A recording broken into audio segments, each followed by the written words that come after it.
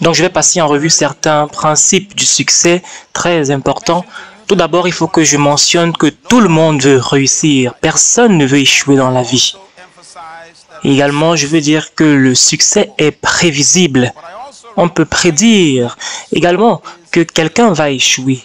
Donc, l'échec également est prévisible. On peut prédire le succès, on peut prédire l'échec. Il y a une raison pourquoi.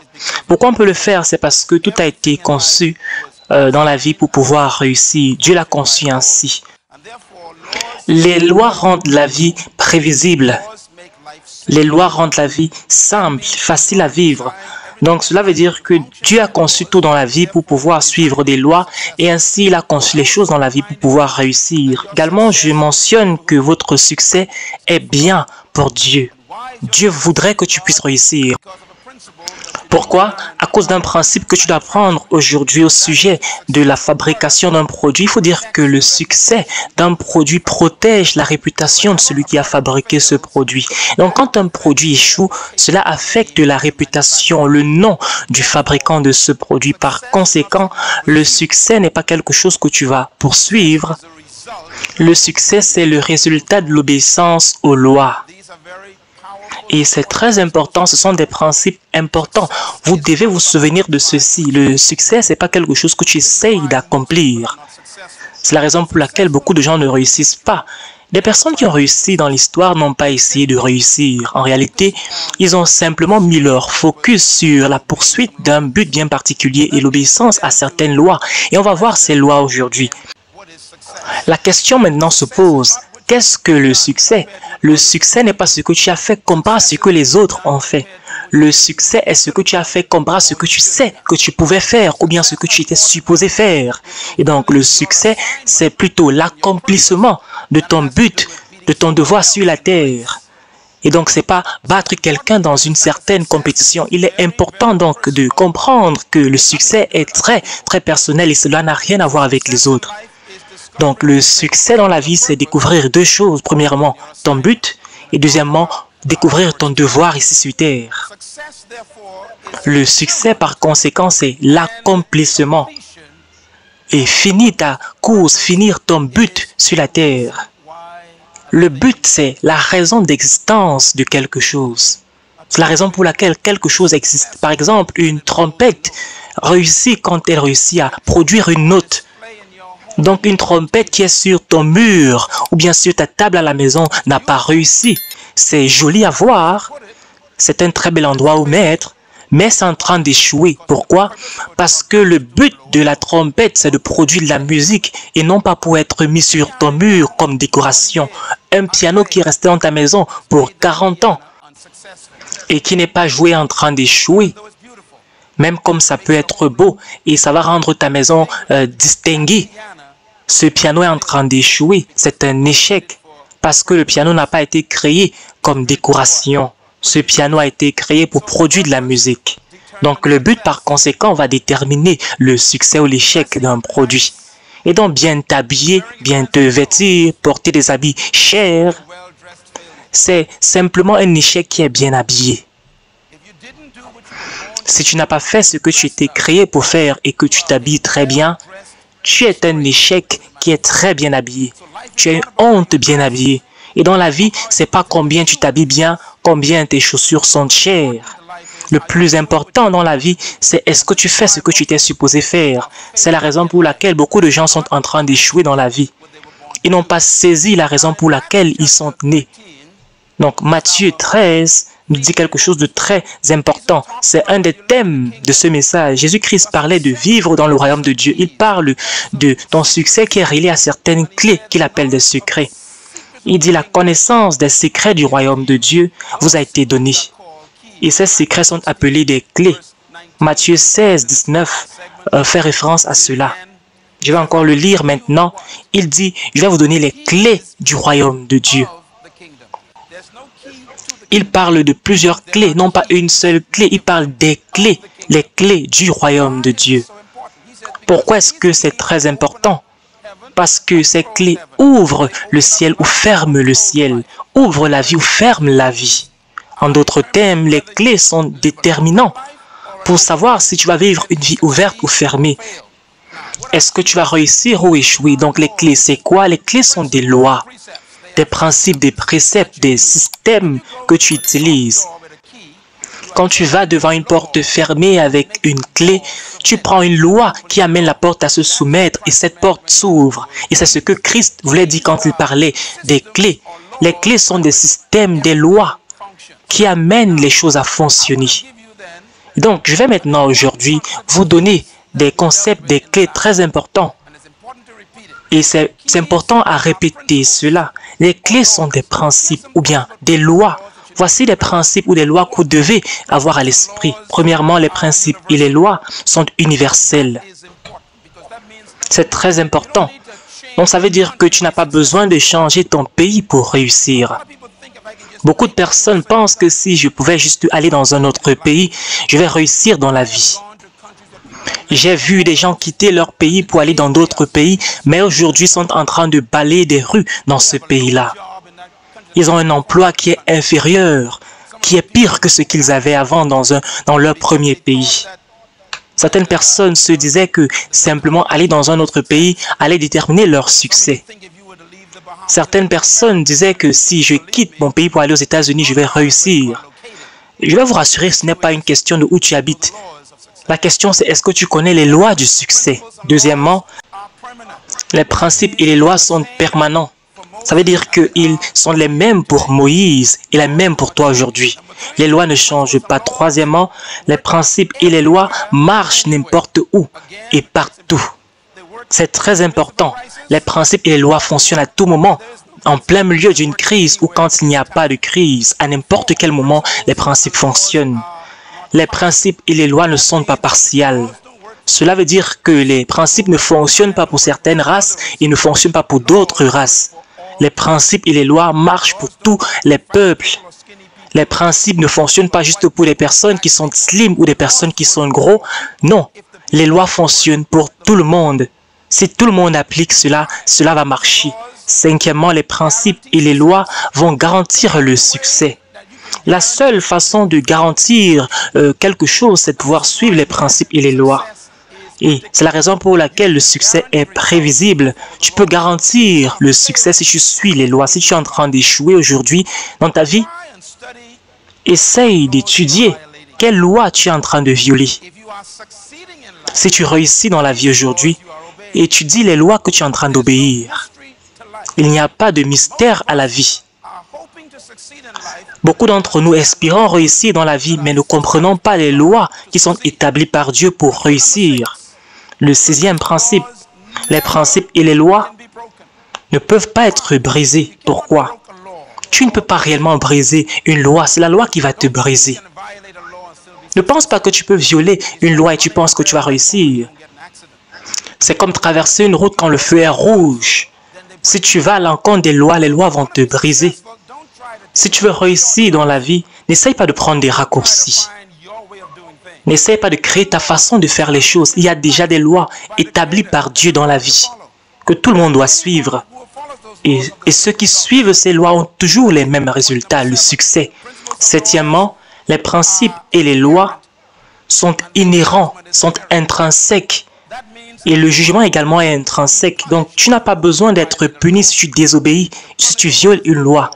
La punition se trouve dans la loi. Si tu mets ta main dans le feu, personne ne doit te brûler. Tu viens de violer une loi, tu vas être brûlé. Et c'est la même chose pour tout dans la vie. Dieu ne te juge pas en réalité. Ce sont les lois qu'il a conçues qui vont nous juger. Tu as un rapport sexuel quand tu n'es pas marié, ou bien tu commets l'adultère, tu deviens enceinte. Qui est-ce que tu vas blâmer? Tu viens de violer une loi, la loi de la fidélité, ou bien la loi de la maîtrise de soi. Et le jugement se trouve dans la loi. Maintenant, tu as conçu un enfant. Et toi, maintenant, tu veux briser une autre loi. Tu veux encore avorter cet enfant. Ça, c'est continuer et perpétuer un échec dans ta vie. Parce que cet enfant pouvait être comme Miles Monroe. Et donc, tu t'assois avec cette culpabilité parce que tu as violé les lois. Tu as violé d'autres lois encore. Et la façon de corriger cela, c'est de dire que je ne vais plus briser des lois. Le huitième point, les principes et les lois protègent le produit. Quand tu obéis les lois établies par le Créateur, Tu n'as pas besoin de t'inquiéter au sujet de ta protection. Les lois te protègent. Ne fornique pas. Tu ne peux pas te demander si tu es enceinte, si tu n'as pas commis de rapport sexuel. Les lois te protègent. Tu ne peux pas te demander, est-ce que je suis enceinte, mais si tu as eu des rapports sexuels, tu vas t'inquiéter. Donc la protection vient quand on obéit les lois et les principes. Quand tu t'arrêtes à la lumière rouge, au feu rouge, tu n'as pas besoin de t'inquiéter si la police va te suivre. Tu as obéi la loi. Et donc, la culpabilité vient quand tu vas à l'encontre de la loi. Et c'est la même chose avec la vie et le succès. Mon prochain point, maintenant en traitant avec le plan économique de Dieu, il faudrait qu'on puisse lire ce verset. On va vraiment se focaliser sur ces principes. Le plan économique de Dieu pour le succès. Les gens se demandent, est-ce que Dieu veut qu'on réussisse? On va lire ensemble Deutéronome 8, versets 17 et 18. Cela dit, fais bien attention à ne pas dire dans ton cœur, c'est ma force et la puissance de mes mains qui m'ont permis d'acquérir ces richesses. Souviens-toi de l'Éternel, ton Dieu, car c'est lui qui te donnera la force pour les acquérir afin de confirmer, comme il le fait aujourd'hui, son alliance qu'il a conclue avec tes ancêtres en prêtant serment. Dieu n'est pas contre ta richesse, il n'est pas contre le fait que tu deviennes riche, mais il veut que tu te souviennes de qui est à l'origine de cela. Deuxièmement, ce verset nous dit, comment devenir riche? Et il faut dire que la richesse ici ne vient pas de Dieu, dans le sens où Dieu t'a donné de l'argent. Qu'est-ce que Dieu te donne? Il te donne la capacité d'acquérir la richesse. La richesse vient du fait que tu trouves ta capacité à produire quelque chose. Quand on parle de capacité ici, ce sont les idées, on va parler de cela dans un moment. Comment tu commences donc à produire la richesse? Produire veut dire que tu commences à travailler. Tu commences à exprimer quelque chose. Le premier commandement que Dieu a donné à l'homme, c'est de travailler. On parle de travail dans la Bible avant la femme. C'est parce qu'un homme a besoin du travail avant une femme. On va parler du travail et de la loi du travail. La loi du travail. Quand on parle des lois, le travail est une loi. Cela veut dire que tout ce qui t'empêche de travailler est en train de violer une loi. Donc si tu veux obtenir quelque chose sans effort, tu es en train de violer une loi. Si tu veux quelque chose gratuitement, tu es en train de violer une loi. C'est pour cela que Dieu n'aime pas les mendiants. Un mendiant, c'est quelqu'un qui veut quelque chose sans effort. Je vais donc citer le roi David qui parle. Je n'ai jamais vu le juste abandonner, ni sa progéniture mendier son pain. Remarquez la condition, un homme juste. Qu'est-ce qu'un homme juste? C'est quelqu'un qui s'aligne aux lois de Dieu. Si tu restes en alignement avec les lois de Dieu, tu ne vas jamais être mendiant. Un mendiant, ce n'est pas quelqu'un qui travaille. Et la première loi que Dieu a donnée à l'homme, c'est de travailler. Genèse 2,15. L'Éternel prit l'homme et le mit dans le jardin d'Éden et lui donna le commandement de travailler et de garder le jardin. Premier commandement de Dieu, c'est de travailler. Est-ce qu'on peut dire ensemble, travail? Le travail, ce n'est pas une malédiction. La malédiction vient au chapitre 3. La malédiction, ce n'est pas le travail. Le travail vient avant la malédiction. Il n'y avait pas de diable, il n'y avait pas de péché, pas de démon. Et Dieu dit, il faut travailler, il faut cultiver le jardin. Parce que le travail, c'est la raison pour laquelle tu as été créé. Je vais vous dire pourquoi je dis ceci. Le mot travail, c'est le mot ergon en hébreu. Et en réalité, ça veut dire devenir. Travail également veut dire se manifester, devenir quelque chose, devenir ce que tu es. J'ai essayé d'expliquer ceci précédemment. C'est comme, par exemple, c'est comme parler à une semence, dire à une semence de devenir. Une semence de devenir une forêt, par exemple. Donc, quand tu dis à la semence de devenir, tu es en train de dire que deviens ce que tu es déjà. La semence, c'est déjà un arbre. Il y a déjà un arbre dans cette semence. Quand Dieu dit à Adam, il faut travailler, il faut dire deviens ce que tu as à l'intérieur. Donc, le travail n'est pas quelque chose que le gouvernement pourvoit pour la population. Avant les gouvernements, il y avait le travail. C'est pour cela que tu es fauché. Tu cherches un boulot. Tu attends que quelqu'un puisse investir et te donner un travail, un boulot. Si l'investisseur ne vient pas, tu ne peux pas trouver un boulot, tu ne peux pas payer tes factures, on te chasse de ta maison et tu ne peux pas, tu n'as pas de travail. C'est la raison pour laquelle, mesdames et messieurs, c'est très important. Très important quand on dit, il faut vous souvenir que quand on parle de travail ici, c'est pas trouver un boulot. C'est pas la même chose. Quand on parle de travail ici, c'est qui est-ce que tu es supposé devenir? Est-ce que c'est clair? C'est ça la signification du mot travail. Moi, je réussis aujourd'hui parce que je ne suis pas en train de faire un boulot. Je suis en train de devenir quelqu'un. Très important. Le travail, c'est comme une semence qui devient un arbre. C'est comme un oiseau qui s'envole finalement. Un oiseau a été conçu pour s'envoler. C'est ça son travail. Donc, quand un oiseau s'envole, je peux dire que l'oiseau est en train de travailler. Quand un arbre qui vient d'une semence, je peux dire que la semence a travaillé pour produire cet arbre. Quand un poisson est en train de nager, le poisson est en train de travailler. Le poisson devient. Et donc, le travail, très important, c'est devenir ce que tu dois être. Ce n'est pas tous les boulots qui est votre travail. Certaines personnes vont dans des endroits où ne peuvent pas devenir. Pourquoi? Parce qu'il y a des restrictions au sujet de ce que vous pouvez et ce que vous ne pouvez pas faire. Et c'est la raison pour laquelle beaucoup de personnes détestent leur boulot. Parce que le boulot va suffoquer, va étouffer leurs dons. Ils se retrouvent à détester le lundi matin et vont dans un endroit où ils n'aiment pas et ils veulent rentrer à la maison. Pourquoi? Parce que c'est comme un oiseau qui est dans une cage pendant 8 heures. Pourquoi?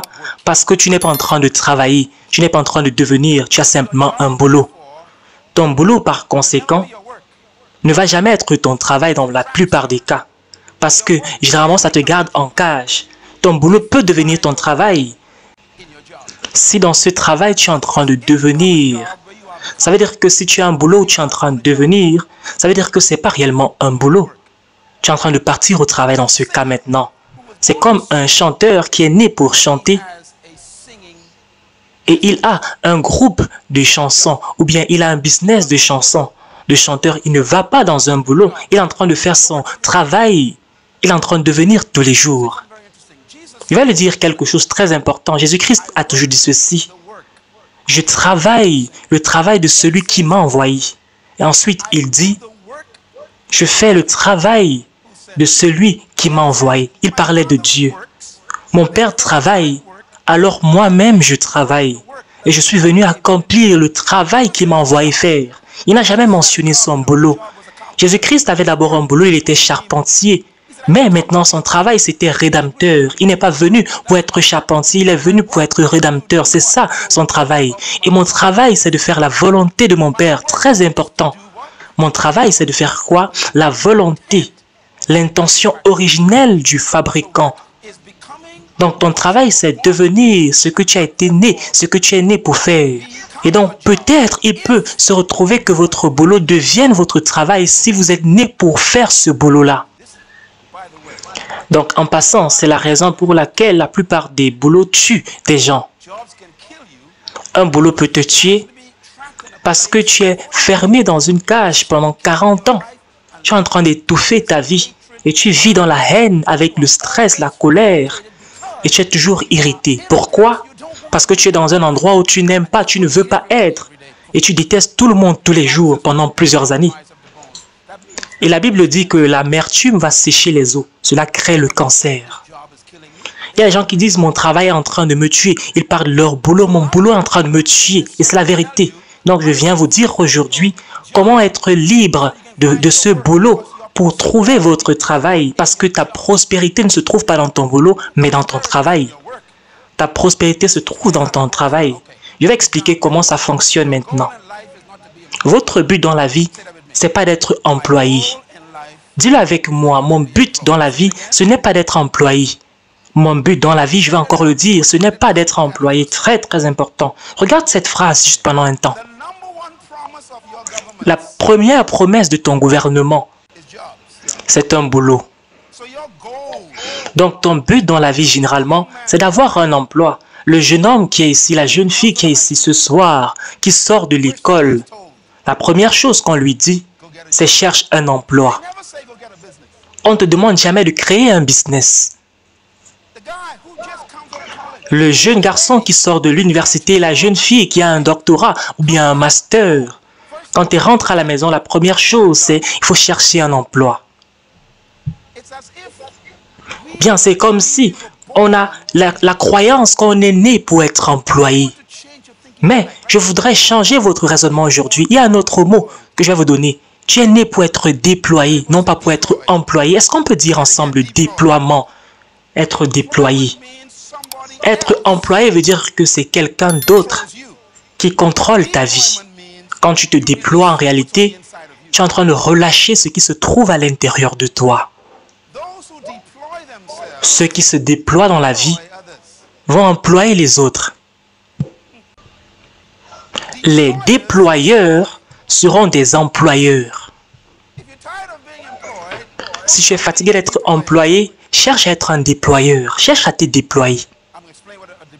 Je vais expliquer ce que c'est qu'un déployeur. Mais c'est là où tu vas retrouver ta richesse. Ceux qui se déploient dans la vie vont déterminer leur valeur dans la vie. Ceux qui sont employés, leur valeur est déterminée par ceux qui les ont employés. Très important. Donc, un salaire, en réalité, c'est l'opinion de quelqu'un d'autre au sujet de ta valeur. Quelle est ta valeur selon eux? Mais quand tu te déploies, c'est toi qui établis ta propre valeur. Donc, quand on parle d'avoir un boulot, c'est un emploi. Mais quand tu travailles, c'est ça le déploiement. L'emploi doit te préparer à te déployer. Quand tu pars dans un boulot, il faut te souvenir de cela, que c'est simplement temporaire. Je vais utiliser mon expérience, cette opportunité pour me déployer. En d'autres termes, quand tu te déploies, cela active tes dons et va énergiser ta vie, non pas l'emploi. Ceux qui sont employés, généralement, se plaignent toujours. J'ai l'impression que vous êtes assis avec quelqu'un qui est comme ça. Je n'aime pas ce boulot. Pourquoi est-ce que mon patron fait ceci? Je n'aime pas, on ne me comprend pas ici. Je déteste cet endroit, je déteste ce lieu de travail. Je dois avoir une augmentation. Toujours en train de se plaindre. C'est ça le langage des personnes qui s'emploient. Ils se plaignent toujours. Et les plaintes viennent du fait que leur don est étouffé. Ils n'activent pas leur don. Ils ne sont pas excités. Quand vous allez dans un endroit où votre don est activé, où vous pouvez vous exprimer, relâcher tout ce qui est dans votre cœur, vous ne pouvez pas attendre pour arriver dans ce lieu de travail. En réalité, vous êtes fâché quand vous quittez ce genre d'endroit. Vous voulez continuer à travailler. Les oiseaux ne se fatiguent pas de s'envoler. Est-ce que vous savez que c'est prouvé scientifiquement que les oiseaux gagnent davantage de force en s'envolant? Les poissons gagnent la force en nageant. Donc, si ce que tu fais est en train de t'épuiser, c'est un signe que peut-être tu n'es pas dans ton travail. Une personne qui est dans leur don déteste quand la journée est en train de finir. Pourquoi? Parce qu'ils veulent que la journée soit plus longue. Ils veulent travailler. Ils veulent rester dans ce qu'ils sont en train de faire. Mais vous voulez rentrer à la maison. Vous regardez la montre depuis 13 heures. Ça veut dire que vous n'êtes pas dans votre travail. Vous êtes simplement en train d'avoir un boulot. Vous êtes encore employé, vous n'êtes pas déployé. Se déployer, c'est utiliser les dons naturels que Dieu vous a donnés pour le monde entier. Donc, c'est l'utilisation et servir les dons que Dieu vous a donnés de façon naturelle pour le monde. On a demandé à Michael Jackson une fois, pourquoi est-ce que tu aimes chanter tellement? Parce qu'il dit que la musique, c'est moi. La musique, c'est moi. Et c'est vrai, souvenez-vous, ton travail, c'est ce que tu es en train de devenir. C'est devenir ce que tu es. Donc, il a dit, j'appelle ça aller au travail. Chanter, ce n'est pas un emploi pour un vrai chanteur, quelqu'un qui est né pour cela. Donc, quand tu trouves ton don, quand tu trouves ton appel, quand tu trouves ton déploiement, tu viens de découvrir ton don que tu vas servir au monde. Le monde va te payer. On va te payer pour être qui tu es. Est-ce que vous imaginez être payé pour ce que vous aimez faire? C'est la raison pour laquelle ceux qui vivent longtemps sont des personnes qui ont trouvé quelque chose qu'ils veulent faire tous les jours. Parce que c'est bon pour leur santé. Votre niveau d'adrénaline va monter et votre système est en train de rejeter le stress, la maladie. Parce que votre système immunitaire est fortifié. Fortifié parce que vous avez un bon environnement intérieur. Et ça vous protège de la maladie. Vous vous souvenez, les emplois peuvent tuer. Ton avenir se trouve dans ton don. Ton avenir se trouve dans le don que tu as à l'intérieur. Maintenant, on va parler de la différence entre ton emploi et ton travail. Très rapidement, prenez des notes s'il vous plaît. Premièrement, on va dire qu'il faut penser au-delà de ton emploi. Pensez au-delà de votre emploi. Dites-le à vous-même et à votre voisin, pensez au-delà de votre emploi. La plupart des gens sont déprimés quand on leur licencie. Pourquoi? Parce qu'ils n'avaient pas pensé au-delà de leur emploi. Il y a la vie après ton emploi. Il y a la vie après la retraite. Et croyez-moi, rien n'est plus dangereux aujourd'hui que la retraite. Pourquoi? Parce qu'en réalité, quand ton arrière-grand-père partait en retraite, tu partais en retraite à 65 ans et tu mourais les années qui suivaient. Aujourd'hui, à cause de l'espérance de vie qui a augmenté, tu peux vivre 20 ans de plus, 30 ans de plus. Quand tu pars en retraite, ça veut dire que tu vas beaucoup souffrir pendant ce moment. Tu as 25 ans de plus à vivre et tu es en retraite. Qu'est-ce que tu vas faire avec ce temps, ces 25 ans? Par conséquent, tu ne peux pas mettre toute ta vie, tout ton espoir dans un travail. Je vais vous dire quelque chose maintenant. L'entreprise pour laquelle tu travailles aujourd'hui, quand tu atteins 65 ans, on commence déjà à te rappeler quelque chose de très important. Important pour eux, tu es facilement remplaçable. On cherche un jeune qui sort de l'université. Quelqu'un qui veut travailler pour moins d'argent et être plus efficace que toi. Est-ce que tu es ensemble avec moi? Quand tu es vieux, tu es plus cher pour l'entreprise. Et donc, lève-toi et pense au-delà de ton emploi. Par conséquent, la solution dans ta vie de ton succès futur ne se trouve pas dans ton emploi. Ça se trouve quand tu penses au-delà de cet emploi, dans ton travail. Et c'est pour cela qu'on a cette session aujourd'hui. En réalité, il n'y a pas d'avenir dans un emploi. Ceux qui ont été licenciés le comprennent aujourd'hui. Tu as perdu ton travail. Ou bien tu travailles maintenant pour juste quelques jours de la semaine. Ton avenir est attaqué, affecté aujourd'hui. Donc tu dois diminuer ton standard de vie.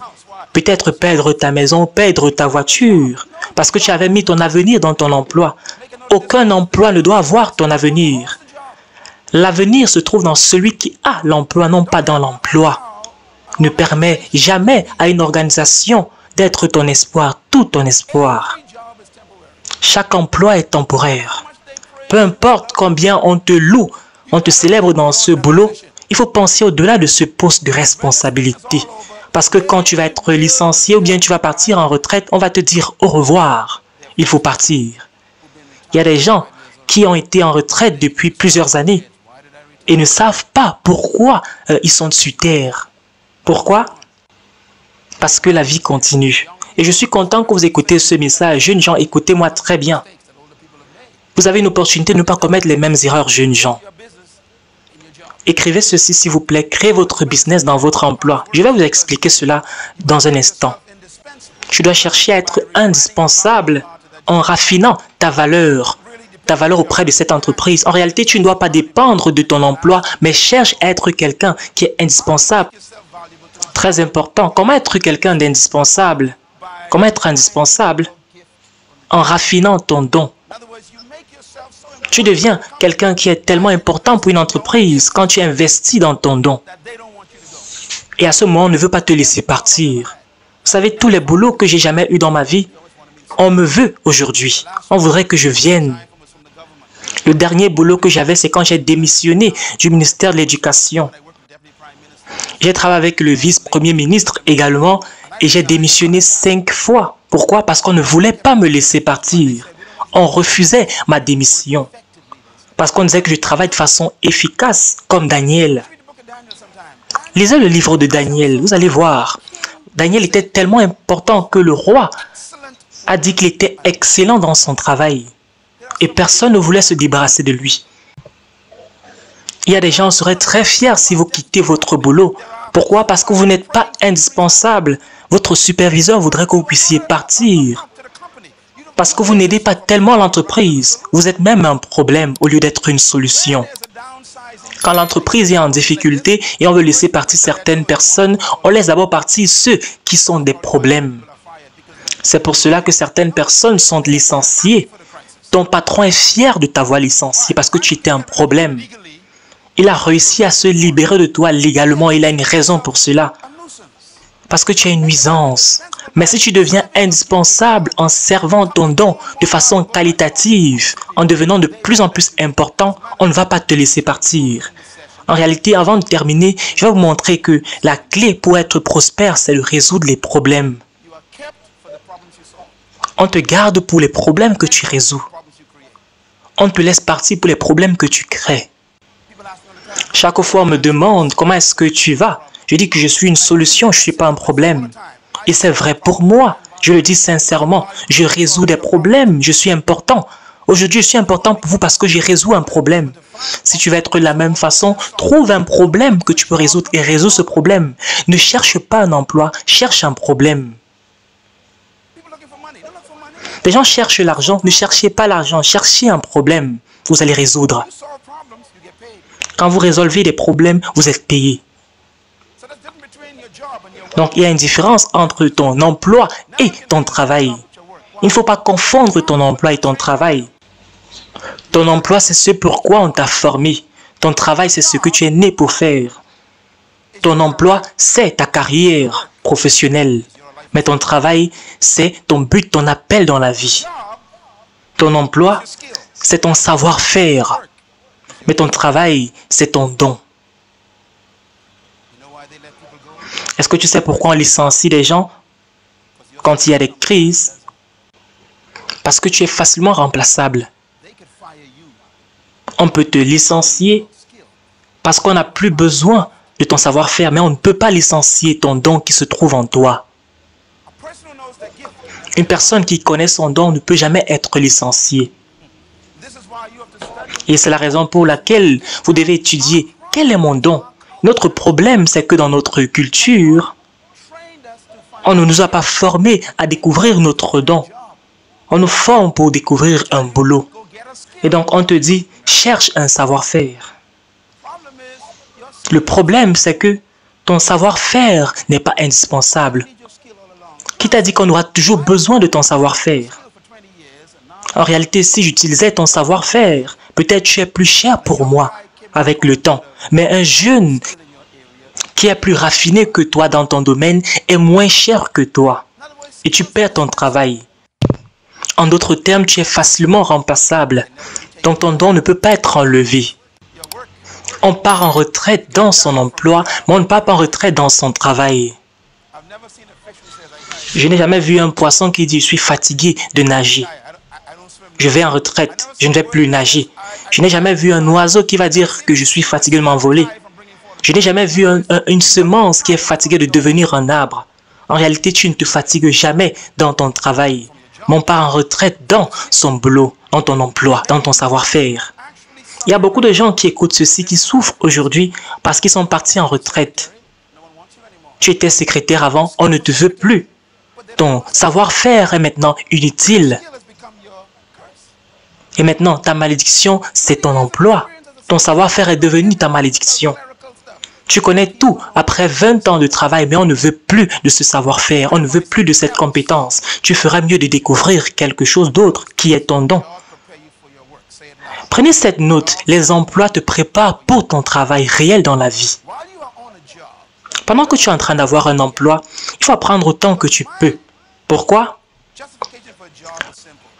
Ma justification pour un emploi est très simple. Ton emploi, c'est un endroit où on te paye pour apprendre. Est-ce que je peux encore le dire? Ton emploi, ce sont des dons que Dieu t'a donnés. Et maintenant, tu es payé pour pouvoir apprendre. Ne cherche pas toujours à avoir un emploi que tu désires. Il faut avoir ce qui est disponible d'abord. Et ne crois pas que tu vas toujours avoir un emploi qui va remplir toutes tes conditions. Il faut avoir ce qui est disponible, mais on va te payer pour apprendre de nouveaux savoir-faire, pour te raffiner davantage, pour rencontrer de nouvelles personnes. Combien de personnes m'ont aidé avec lesquelles j'ai travaillé dans le passé? Et cette relation dure et aujourd'hui, ils sont dans une banque où je suis. Et cette relation me sert aujourd'hui. Donc, cherchez aujourd'hui à faire un boulot qui va vous aider à développer des relations, à vous raffiner. Donc, souvent, ce n'est pas toujours l'argent, c'est souvent des relations.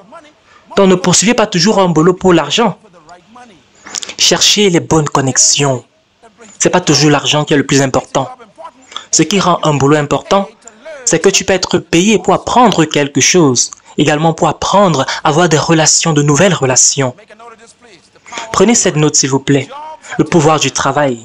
Les emplois sont temporaires, mais ton travail est permanent. Le travail d'un poisson, c'est de nager éternellement. Nager dans une partie de la mer. C'est ça son travail. Si tu enlèves le poisson de la mer, tu le mets dans une eau douce.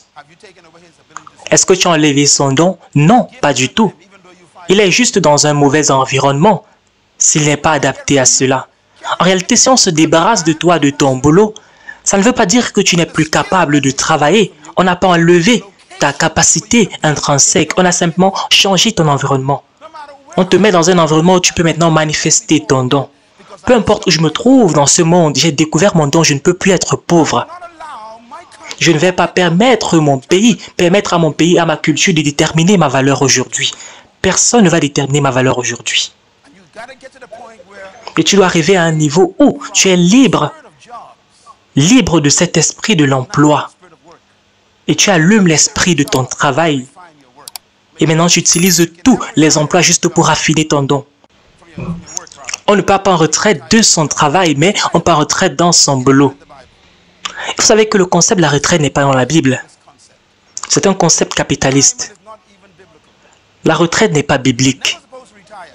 Tu n'étais pas supposé aller en retraite. Tu es supposé finir ton travail et quitter la terre. J'ai fini ma course.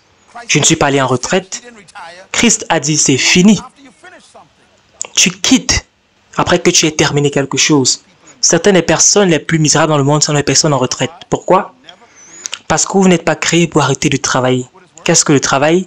Le travail, c'est de devenir. Quand tu arrêtes de devenir, tu arrêtes d'exister. Donc c'est pour cela que tu détestes les gens, parce que tu n'es pas toi récemment. Dans ta vie, tu n'es pas ce que tu voulais être.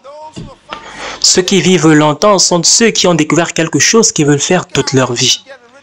Si vous voulez rentrer à la maison, vous débarrasser de votre boulot, c'est parce que ce n'est pas votre travail. Quatrièmement, votre travail vous protège de votre boulot.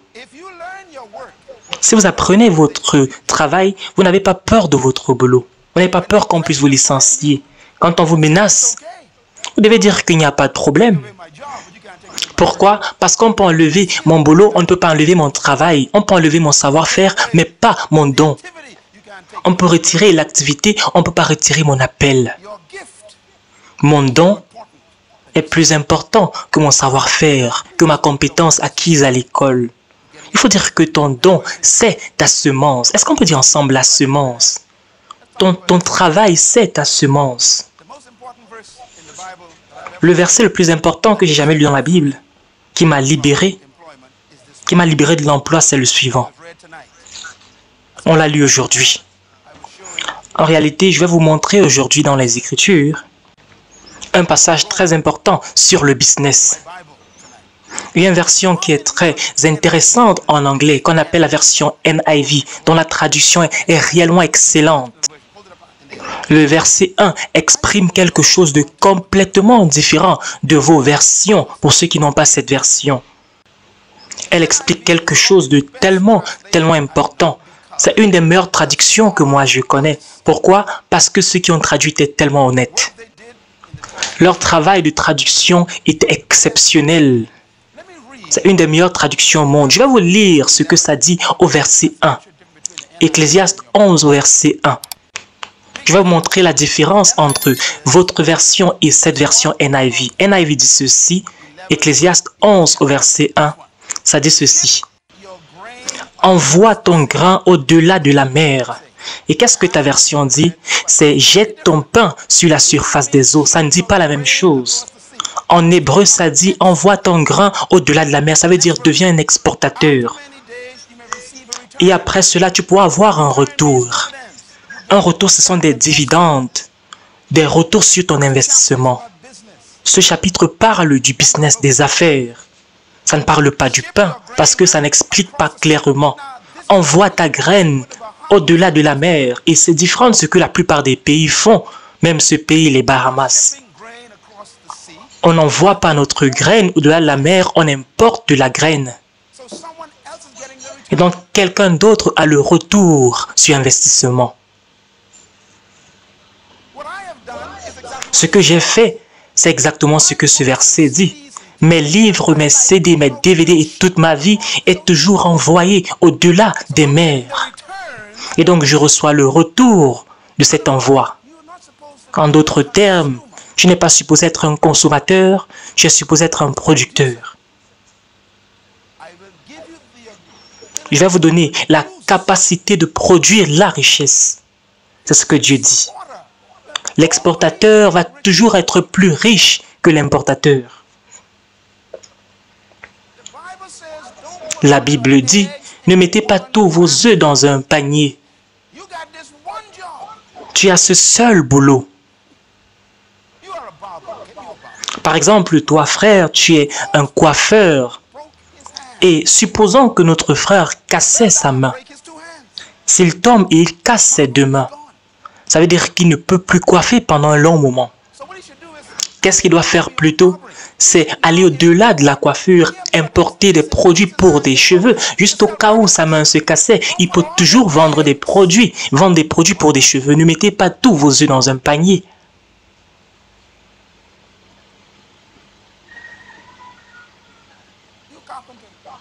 Par exemple, toi frère, tu es charpentier. Ta main est très importante pour toi. Si tu casses ton poignet, c'est fini. Donc tu ferais mieux d'entrer dans un autre business, peut-être l'importation de bois. Et tu as maintenant de nouveaux contacts des personnes à qui tu peux vendre du bois, si c'est que tu n'es pas disponible pour travailler avec tes mains. En d'autres termes, investis, comme on le dit, investis dans cette affaire. Le verset 4 déjà dit, Ecclésiaste 11. Je pense que je ferais mieux de lire ceci pour nous tous. Verset 4. Celui qui observe le vent ne sèmera pas, et celui qui regarde les nuages ne moissonnera pas. Ceux qui regardent le vent, c'est ceux qui recherchent la chance. C'est ce que ça veut dire en hébreu. Ceux qui attendent la chance. Vous souriez, je me demande bien pourquoi vous souriez. On dit ceux qui regardent le vent, ils ne vont pas semer. Ils ne vont pas sortir pour travailler. Ils sortent pour jouer à la loterie toute la journée. Ça ne fait pas rire. C'est pour cela qu'on est pauvre. Qui regarde le vent, celui qui cherche la chance ne va pas travailler. Celui qui regarde les nuages ne va pas moissonner. Et de même que vous ne connaissez pas comment les os se forment dans le ventre, vous ne pouvez pas connaître l'œuvre de Dieu, l'auteur de tout ce qui existe. On dit au verset 6, « Sème tes graines dès le matin, et le soir, ne laisse pas ta main en repos, car tu ne sais pas ce qui réussira. » Sème ta graine quand? Le matin, et le soir, ne laisse pas tes mains se reposer. Ne repose pas ta main en soirée. Écoute la Bible. C'est un des meilleurs conseils que j'ai jamais suivi. Mon église a été construite après l'heure de 17 h quand je travaillais encore, j'avais un emploi. Cet endroit qui coûte plusieurs millions a été construit après 17 h. J'avais un emploi. Plusieurs frères avec qui on s'associait avaient des emplois. Et après 17 h, on venait ensemble pour travailler. Parce qu'on semait notre graine le matin. Ça veut dire que va dans ton emploi le matin. Le prochain verset dit quoi, la prochaine partie? Mais le soir, ne laisse pas tes mains se reposer. Le soir, n'allume pas la télévision pour regarder tous les feuilletons du monde. Ne regarde pas les séries. En réalité, celui que tu regardes à la télévision est déjà riche. Quand tu rentres à la maison, ne regarde pas la télévision. Continue à travailler. De 8 h à 17 h, c'est ton boulot, c'est ton emploi. Mais à partir de 17 h, c'est ton travail normalement. Mais si tu fais le contraire, si tu regardes la télévision, tu vas être pauvre.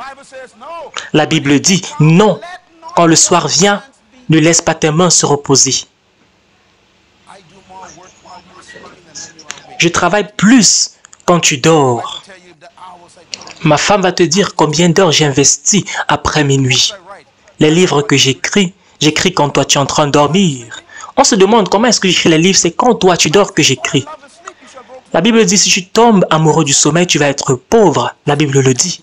Un peu de sommeil, un peu d'assoupissement et la pauvreté va te surprendre. Tu ne vas jamais être riche. Parce que les 8 heures, de 8 heures à 17 heures ne t'appartiennent pas. On te dit ce que tu vas faire, ce que tu ne dois pas faire. Quand tu vas rentrer, on contrôle toute ta vie. Donc la seule vie que tu as, c'est après l'heure de travail ou l'heure de ton boulot. Tu ne peux pas grandir de 8 heures à 17 heures. Tu grandis dans ton temps quand tu maîtrises en soirée. Tu ne peux pas expérimenter tes idées dans ton boulot. Tu es comme dans une cage généralement. Qu'est-ce que tu fais avec ces heures? Après 17 heures, qu'est-ce que tu fais après ton boulot? Il dit, tu ne sais pas qu'est-ce qui va te profiter. Tu ne sais pas. Je vais le dire ainsi. Les emplois t'ont été donnés pour te préparer pour ton travail. Va au travail le matin, mais quand tu rentres à la maison, continue à travailler. Travaille sur ton don après 17 heures. Travaille sur ton savoir-faire, ta compétence le matin. Donne-leur ta compétence, ton savoir-faire le matin. Mais maintenant, relâche ton don en soirée, après l'heure de ton boulot, de ton emploi. Déploie-toi après ton boulot. L'accomplissement, le sentiment d'accomplissement, c'est quand tu découvres ton appel, tu découvres ton don. Et c'est ce qu'on fait dans ce ministère. Et cela a tellement marché pour moi que je ne suis plus payé par l'Église. Pourquoi? Parce que tu peux travailler et tu sors de ton boulot. Ton travail peut devenir tellement puissant que tu n'as plus besoin d'un boulot, d'un job. Mais ton travail ne peut pas se passer à moins que tu ne prennes cette décision. Qu'est-ce que tu fais après 17 heures, après ton heure de boulot habituelle? Dans ta culture, on te demande d'aller te reposer à la maison. Mais la Bible dit que ta main ne doit pas se reposer. Ta culture dit, va et reste devant la télévision, reste et discute avec des amis. Mais la Bible dit, il ne faudrait pas que tes mains se reposent. Le matin, tu travailles, le soir, tu travailles. Tout le monde qui est homme d'affaires ici va te dire, je ne suis pas sûr que vous voulez entrer dans les affaires parce que ce n'est pas facile. Les hommes d'affaires ne dorment pas, tellement ils se reposent juste pendant quelques heures. Pourquoi? Parce qu'ils ont trouvé quelque chose de plus important qu'un boulot. Est-ce que je peux le dire autrement? Le succès vient après le coucher du soleil. C'est à ce moment que le succès vient réellement. Si tu lis tous les livres sur le succès, ils vont te dire que ceux qui ont réussi, ils ont commencé à réussir quand toi, tu es en train de dormir. Qu'est-ce que tu fais? Écris un livre de cuisine et cela te prend des mois, des années et tu vas le faire en journée, dans la nuit. Tu ne regardes pas juste la télévision. Et pour que ce livre soit publié, tu dois vraiment mettre l'effort, tu dois travailler d'arrache-pied. Donc pourquoi passer tout ton temps devant la télévision quand tu peux écrire un livre qui va aller dans tout le monde entier comme un livre? Les royautés vont te générer beaucoup d'argent. Tu ne peux pas simplement avoir un boulot où tu peux commencer ton travail après ton boulot à 17 heures. Vous tous avez une idée que vous pouvez exécuter, quelque chose d'autre que vous pouvez faire à part votre boulot. Je suis consultant dans la matière, je suis capable de vous donner des idées et vous montrer ce que moi je fais pour être payé. Parce que ce que vous faites n'est rien comparé à ce que vous êtes capable de faire, mais votre culture vous demande de rentrer à la maison et vous reposer. Dieu dit, rentre à la maison et continue à travailler.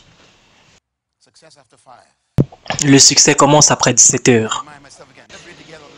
On va lire ce passage encore. Dès le matin, sème ta semence et le soir, ne laisse pas reposer ta main. Très important. Pourquoi? Car tu ne sais point ce qui réussira. Ceci ou cela, ou si l'un et l'autre sont également bons. Donc ça veut dire que tu peux avoir un boulot après ton boulot et les deux apportent beaucoup d'argent, des milliers de dollars. Mais on nous a enseigné d'avoir un seul boulot, avoir une vie qu'on dit être normale, mourir et être enterré. Mais la Bible dit non. Il y a la vie après ton boulot, il y a la vie après 17 heures. J'espère que vous êtes en train de comprendre. Quand vous pensez aux choses de cette façon, cela change radicalement votre façon de voir et de vivre.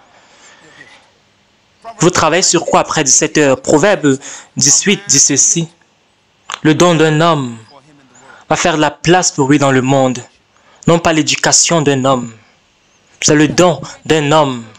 Tu as un doctorat et tu es toujours fauché. Pourquoi? Parce que le doctorat ne te rend pas riche. En fait, la plupart des gens qui ont des doctorats sont employés par des personnes qui n'ont pas terminé les études. La plupart des gens qui ont le doctorat sont employés par des gens qui n'ont pas terminé les études. Pourquoi? Parce que celui qui n'a pas eu le PhD a eu une idée.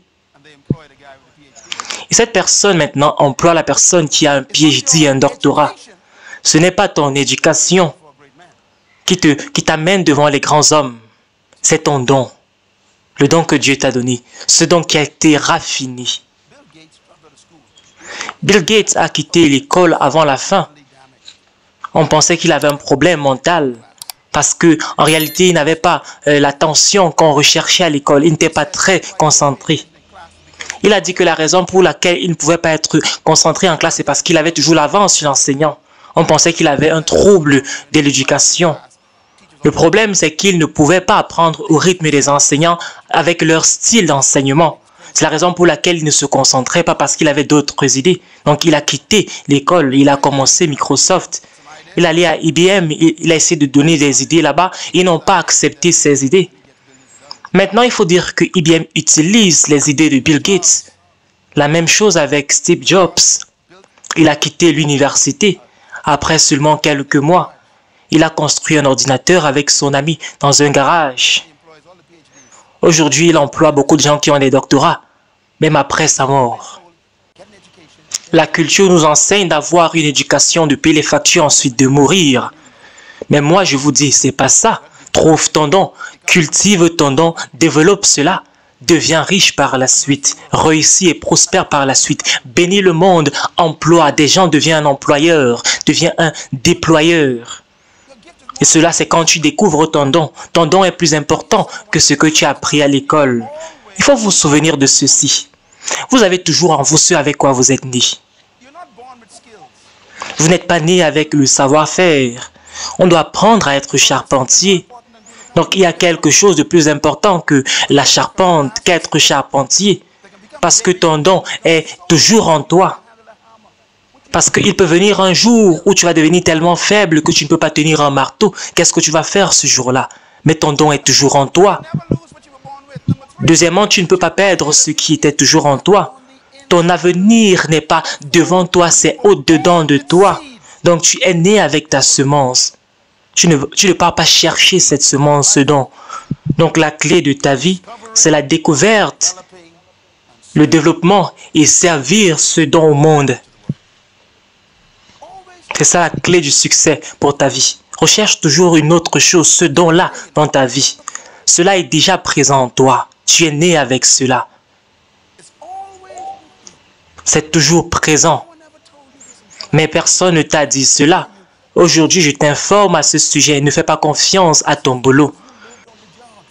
Le problème, c'est que quand tu perds ton boulot, tu deviens abattu. La crise vient parce que tu dépendais de ce boulot. Et maintenant, tu dépendais de tes clients, mais les clients ne viennent plus. Et si tu regardais ailleurs, à l'intérieur de toi, que Dieu ait pitié de nous. Vous savez, il y a de l'espoir. Voici l'espoir. Les semences ne sont jamais en récession. C'est tellement extraordinaire. Quand je suis parti à Haïti la première fois, j'ai vu des plantes grandir et j'étais choqué. Pourquoi? Parce que les Nations Unies disent que Haïti, c'est le pays le plus pauvre au monde. Mais les semences s'en foutent pas mal de cela. Les semences poussent n'importe où. Les semences poussent n'importe où. Peu importe que ce soit le pays le plus pauvre au monde, s'ils sont dans un bon environnement, les semences poussent n'importe où. Et donc, c'est la même chose avec toi. Si tu es dans un bon environnement, les semences vont toujours pousser. Les semences ne sont jamais en récession. Les dons ne sont jamais en récession. Les emplois sont en récession. Les boulots, les jobs. Mais ton travail n'est jamais en récession. Ta semence n'est jamais en récession. Alléluia. Il y a quelque chose qui est plus grand que toi, qui se trouve à l'intérieur de toi. Quand je priais pour cette réunion, je priais que Dieu me donne la capacité de pouvoir entrer à l'intérieur de vous pour vous convaincre de cela. Comment vous stimuler? Comment stimuler votre don pour que vous puissiez voir que c'est vous? Vous n'êtes pas ce qu'on vous a appelé. On vous donne des titres. Ne faites pas confiance à vos titres. Trouvez votre don, votre semence. Votre semence n'est jamais en récession, ce qui se trouve en vous. Chers amis, je vais vous donner un dernier point avant de pouvoir arriver aux 4 principes. Il y a 2 mots, l'emploi. Qu'est-ce qu'on appelle l'emploi? On va définir l'emploi. C'est l'opportunité d'offrir votre don dans une entreprise. Mettre cela au service de votre entreprise et généralement ça va bénéficier d'autres personnes. Se déployer est différent. Se déployer, c'est découvrir ton don et servir ce don-là à ta génération. Déployer cela, mettre cela au service plutôt de ta génération, non pas seulement une entreprise. Tu peux être employé ou déployé. Tu peux déployer ton don dans le contexte d'autres personnes. Tu peux déployer ton don à ta génération et ils vont te bénir. Quand tu commences à voir la vie au-delà de ta carrière professionnelle, au-delà de ton savoir-faire, ce que tu as appris à l'école, et tu vas devenir un agent de changement. C'est la différence entre être employé et être déployé. Et je t'exhorte à faire un examen de conscience. Où est-ce que tu te trouves dans ta vie aujourd'hui? Ton âge. Est-ce que tu es encore jeune? Est-ce que tu es déjà vieux? Pense à cela. Où suis-je en ce qui concerne cet enseignement? Qu'est-ce qui se passe avec ma vie? J'ai combien d'années qui restent? Certains d'entre vous sont divorcés, certains sont des veufs, des veuves. Et votre vie est en difficulté. Et Dieu dit, qu'est-ce que tu vas faire avec cet enseignement? Trouve ton don. Et sers ce don-là au monde, à ta génération. Toi et moi, nous avons été créés pour être déployés. Dieu a créé les semences pour produire des arbres. Il a créé des oiseaux pour voler. Il a créé des poissons pour nager. Et bien sûr, toi qui es la meilleure de ses créations, il t'a créé pour pouvoir apporter quelque chose de particulier. Il y a un but pour lequel tu existes et c'est la clé de ta prospérité. On va maintenant poursuivre avec mon secret. Comment est-ce qu'on fait pour réussir? Voici ma réponse. Si tu veux réussir dans la vie, ne poursuis pas le succès. Est-ce qu'on peut noter ce point, s'il vous plaît? Mets cela sur ton miroir. Si tu veux réussir dans la vie, ne poursuis pas le succès. Qu'est-ce que tu fais donc? Tu cherches à devenir une personne de valeur. C'est ça la clé de ta prospérité. Tu cherches à devenir une personne de valeur. La personne qui réussit dans la vie, celui qui prospère, c'est la personne vers laquelle tout le monde se dirige pour avoir la solution à son problème. Vous savez, le business le plus sécurisé dans le monde, c'est celui de morguier. Pourquoi? Parce que les gens meurent tous les jours. Donc, il est en train de rencontrer un besoin. Il s'est rendu quelqu'un d'important. Pourquoi est-ce que tu pars vers le dentiste, même s'il y a une récession? Parce que le dentiste est tellement important pour toi. 8 ans d'études, pourquoi tu vas chez le médecin? Et tu lui donnes ton argent en pleine récession.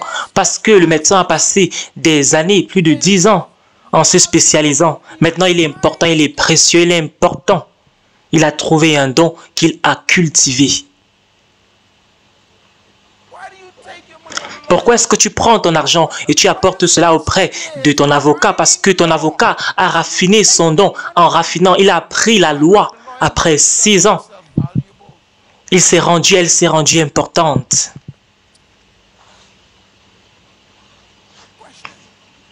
La question pour toi, c'est pourquoi est-ce que je dois venir vers toi? Qu'est-ce que tu as qui peut m'amener vers toi?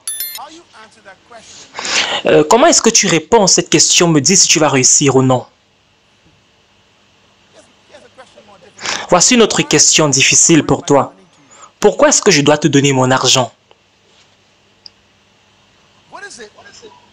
Qu'est-ce qu'il y a que tu as raffiné? Quel don est-ce que tu as raffiné qui va me donner de te rencontrer? C'est ça la clé du succès. Pourquoi je dois venir vers toi?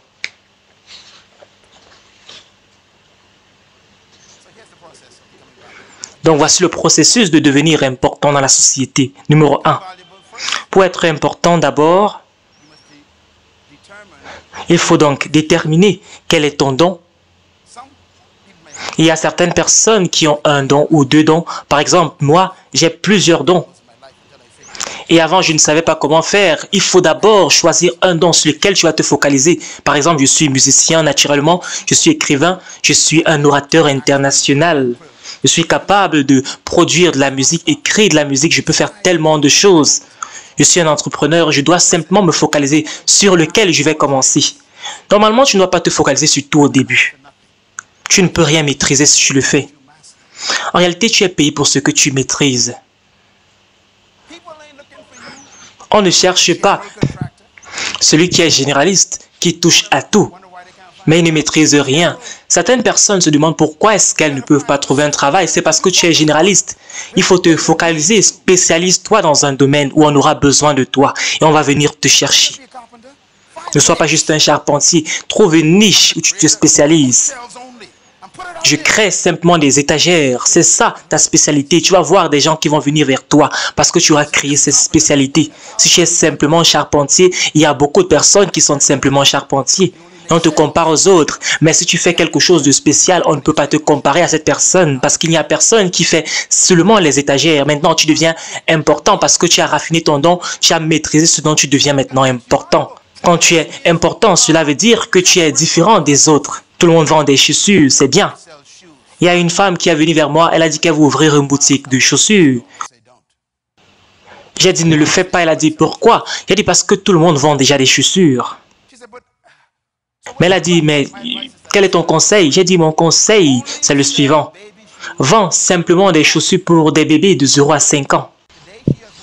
Aujourd'hui, elle a une des plus grandes boutiques, un des plus grands magasins à New Jersey aux États-Unis. Il y a des gens qui prennent des vols des différents États aux États-Unis. Pourquoi? Parce qu'ils sont rassurés. Ils sont sûrs qu'il y aura des chaussures pour bébés dans cette boutique. Et je lui ai donné ce conseil gratuitement. En d'autres mots, tu ne dois pas juste vendre quelque chose. Spécialise-toi. Fais quelque chose que seul toi fais. Deviens unique. Le quatrième point, tout le monde a été créé et est né avec un don unique qui le rend important. Donc ton succès se trouve dans ton don qui est important, qui est unique. Il y a quelque chose avec lequel tu es né et que d'autres personnes n'ont pas ça. C'est ça qui te rend unique, c'est ça qui te rend important. Tout le monde vend des téléphones. Pourquoi est-ce que tu dois vendre des téléphones? Tu dois trouver un téléphone unique que tu vends. Donc, être unique te rend précieux, important. Si c'est que tu es médecin, tu dois te spécialiser. Tu dois trouver quelque chose de particulier. Il faut offrir quelque chose que les autres n'offrent pas. Faire quelque chose que les autres ne font pas. Une fois, mon épouse et moi sommes partis dans un magasin aux États-Unis. C'était un magasin de luxe. Il y avait tellement de très belles choses dans ce magasin. Dans ce magasin, une chaussure coûte à peu près 5 000 $. Le sol était en marbre beau. Et donc, en d'autres termes, n'entre pas dans ce magasin si tu n'as pas d'argent. Et on vendait des chaussures, des vêtements également. Mais on ne voyait pas de vêtements à l'intérieur. Tous les vêtements étaient à l'étage. Et on te demande comment est-ce qu'on peut vous aider. On vous fait asseoir, on vous offre du café, on vous offre également des cookies et tout cela. Je suis simplement venu acheter des vêtements. Ils ont dit non, ici c'est pas pour les vêtements, c'est beaucoup plus que ça, c'est pour une expérience. Quel magasin? Quand on a fini de prendre le café et les cookies, nous sommes partis à l'étage. Et nous sommes partis voir des objets, tout ce qu'ils vendaient. Des vêtements, on a vu des chaussures, des ceintures, tout ce qu'ils vendaient. J'ai demandé à mon épouse d'aller dans la partie où on vendait les vêtements qui n'étaient pas trop chers. Parce que les vêtements étaient vraiment chers, 28 000 pour un vêtement. Il y avait une ceinture qui coûtait 400 $. Je me demandais, mais comment se fait-il une ceinture coûte 400 $? J'ai vu un petit porte-monnaie qui coûtait 4 500 $. Mais on avait déjà bu le café, on avait mangé les cookies. Il fallait qu'on achète bien quelque chose, même comme les prix étaient très élevés. Il fallait bien acheter quelque chose. C'était tellement cher. Et le point que je veux faire, c'est ils étaient tellement uniques.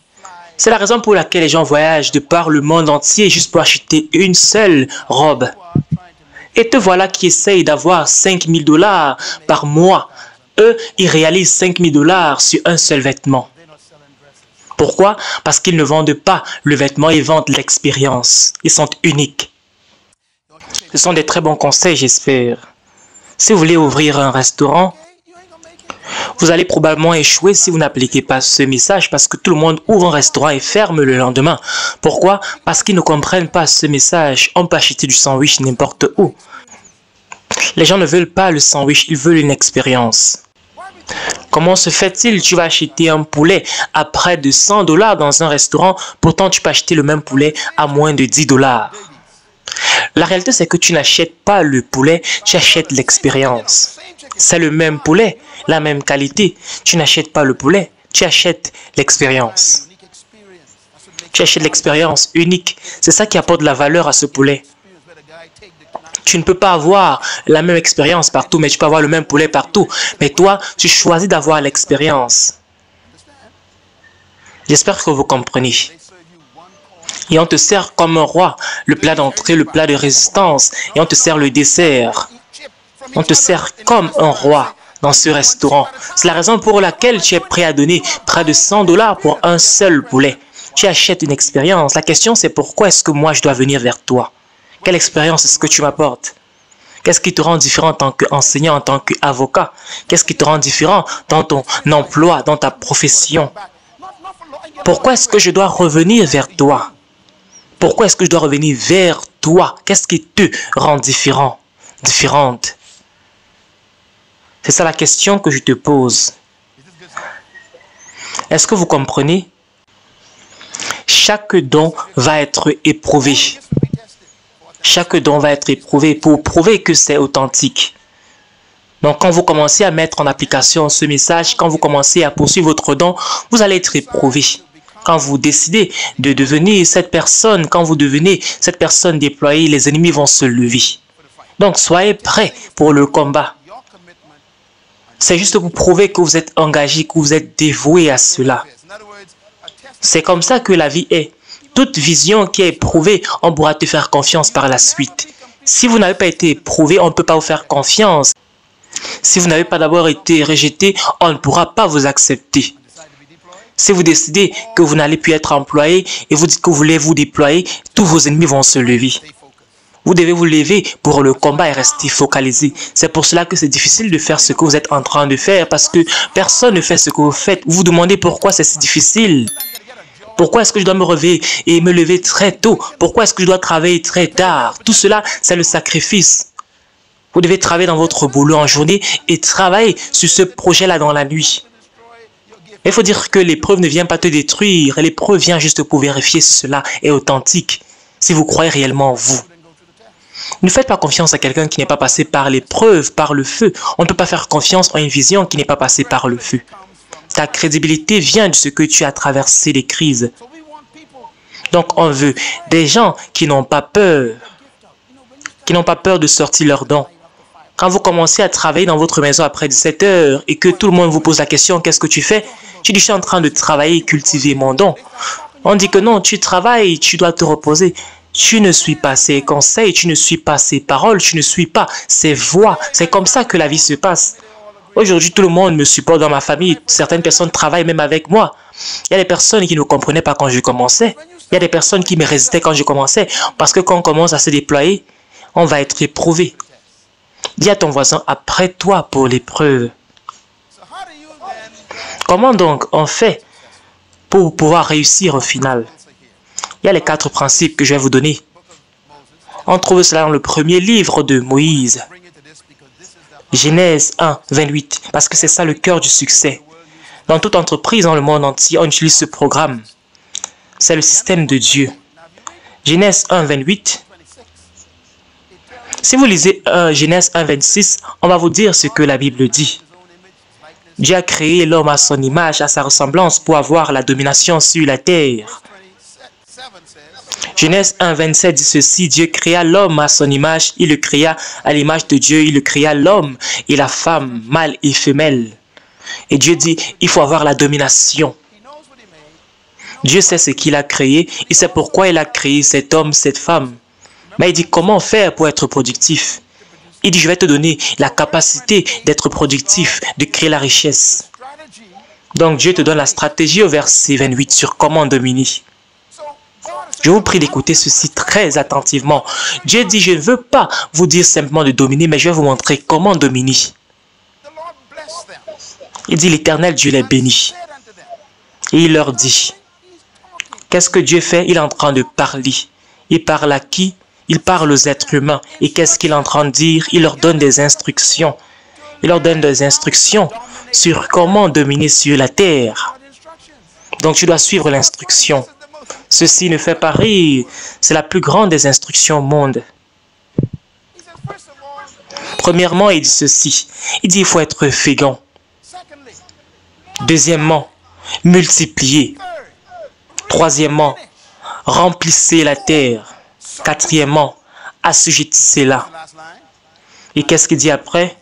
Et ensuite, vous aurez la domination sur la terre. Vous êtes né ici pour dominer dans un domaine particulier où on va vous payer. On va vous payer pour faire cela. Je répète encore, vous êtes né pour dominer dans un domaine dans la vie où vous avez un don, où on doit vous payer pour faire cela. Je répète encore, vous êtes supposé dominer dans un domaine dans la vie et les gens doivent vous payer pour pouvoir exercer ce domaine-là. Les gens doivent vous chercher pour exercer dans ce domaine. Voici comment ça s'est produit. Je vous donne le secret. Il faut dire que les gens du monde, en réalité, ont mieux compris ceci que les enfants de l'Église. C'est étonnant, mais c'est la vérité. Ils ont plus appliqué cette formule que les gens de l'Église. Le monde, en réalité, a voulu le principe de Dieu et l'applique mieux, de façon plus efficace que ceux qui prétendent avoir même la lumière. Notez ce point, s'il vous plaît. Luc 16, verset 9 dit ceci. Les enfants de ce monde sont plus sages que les enfants de la lumière. C'est Jésus qui parle. Par conséquent, allez dans le monde et faites-vous des amis avec eux. Apprenez d'eux afin d'avoir les richesses dans cette vie et la vie après. Et aussi Jésus-Christ. Il dit, écoutez, allez dans le monde. Pourquoi? Parce que les enfants de ce monde sont plus sages, sont plus futés. Ils sont plus sages, Jésus-Christ parle, que les enfants de la lumière. Ici, sage veut dire que c'est ceux qui appliquent l'information. Ils appliquent mes principes de façon plus efficace que toi qui parles en langue. Et je suis obligé de les bénir. Donc, ne soyez pas jaloux. Allez vers eux et apprenez auprès d'eux. C'est ce que la Bible dit. Voici le problème. On t'a appris dans ton background religieux qu'il faut rester loin de ces personnes. Jésus-Christ vient et dit, va et fais des amis avec ces personnes-là. Pourquoi? Parce qu'ils appliquent ce que j'ai enseigné. Toi, tu es pire que eux parce que tu n'appliques pas cela. C'est pour cela qu'ils t'emploient, c'est pour cela qu'ils réussissent plus que toi. Comment se fait-il que tu travailles pour un pécheur? Parce que les lois ne respectent pas les personnes. Les lois marchent pour qui les applique. Si c'est que tu appliques une loi, tu vas voir le résultat. Il dit, va vers eux. Ils ont appris mes principes. Ils ont plus réussi dans ce domaine. Dites-moi un d'eux qui n'a pas suivi le plan de Dieu. Premier plan, c'est il faut être fécond. Être fécond, en hébreu, veut dire qu'il faut être un producteur, produire quelque chose. Ça ne veut pas dire avoir des enfants. Le mot hébreu veut dire il faut produire quelque chose. Qu'est-ce qu'un fruit est? C'est une production. Ça veut dire que ce qui était à l'intérieur de l'arbre est sorti maintenant. Soyez productif, soyez fécond. Il n'a pas dit allez chercher des fruits. Ça veut dire que le fruit existe déjà, mais à l'intérieur, tu dois faire sortir le fruit, tu dois produire le fruit. Tu dois être productif. Sois productif. Et ensuite, il dit maintenant que tu produis le fruit, Je vais m'utiliser comme exemple ici. Voici un livre que j'ai écrit. Et cela dit, c'est un best-seller. Ça veut dire qu'on a vendu 1 million de copies. J'étais debout pendant que je suis en train de dormir pour écrire ce livre. Et cela m'a pris des mois et des mois pour écrire ce livre. Le travail dure. Je travaille sur 2 livres maintenant. Je travaille sur ces livres depuis 6 mois et bientôt l'un va finir. Qu'est-ce que tu fais avec ton temps? Et donc quand je rentre à la maison, je ne pars pas me coucher. Je vais travailler. Voici mon fruit qui est sorti de moi. Voici le problème. Voici mon fruit. Mais est-ce que ce fruit peut me rendre riche? Non. Un seul fruit ne peut pas me rendre riche. Il faut donc faire quelque chose d'autre. Dieu dit, fais maintenant quelque chose, il faut multiplier. C'est la reproduction. Maintenant, je dois prendre ce manuscrit que j'ai, qui est mon fruit, et je commence à multiplier ce livre en millions de copies. Un manuscrit, c'est un fruit. Et maintenant, tu commences à le multiplier pour avoir des milliers et des millions de livres. Si j'ai des millions de livres qui sont dans mon garage, est-ce que je suis riche? Bien sûr que non, parce que c'est dans mon garage. Ça veut dire que je dois même celui qui a publié le livre, celui qui a multiplié cela. Maintenant, il faut pouvoir distribuer le livre. Ça veut dire que les livres doivent sortir de ma maison et entrer dans les mains, entre les mains des personnes qui vont lire ces livres. Ce qu'on appelle remplir la terre. Maintenant que j'ai vendu des milliers de copies de livres, est-ce que je suis un auteur à échelle mondiale? Avec 2000, 3000 livres, non. Ce n'est pas suffisant. Je dois faire quelque chose d'autre. Je dois partir au 4e niveau. Maintenant, je dois contrôler le marché. Je dois assujettir le marché. Je dois contrôler le marché. Et ça veut dire que quand tu commences à distribuer ton produit, ça devient le livre le plus important parlant de ce sujet dans le monde. Pour que quand on pense à ce sujet, on pense à toi. Ça, c'est contrôler, dominer le marché. Je vous donne un exemple. On connaît McDonald's. Pourquoi? Pour le Big Mac. Ils vendent beaucoup de choses, mais leur fruit principal, c'est le Big Mac. Est-ce que vous pouvez acheter ce Big Mac n'importe où? Non. Ça veut dire que si toi, tu veux le Big Mac, tu dois acheter ça à McDonald's. Parce qu'ils ont raffiné ce fruit.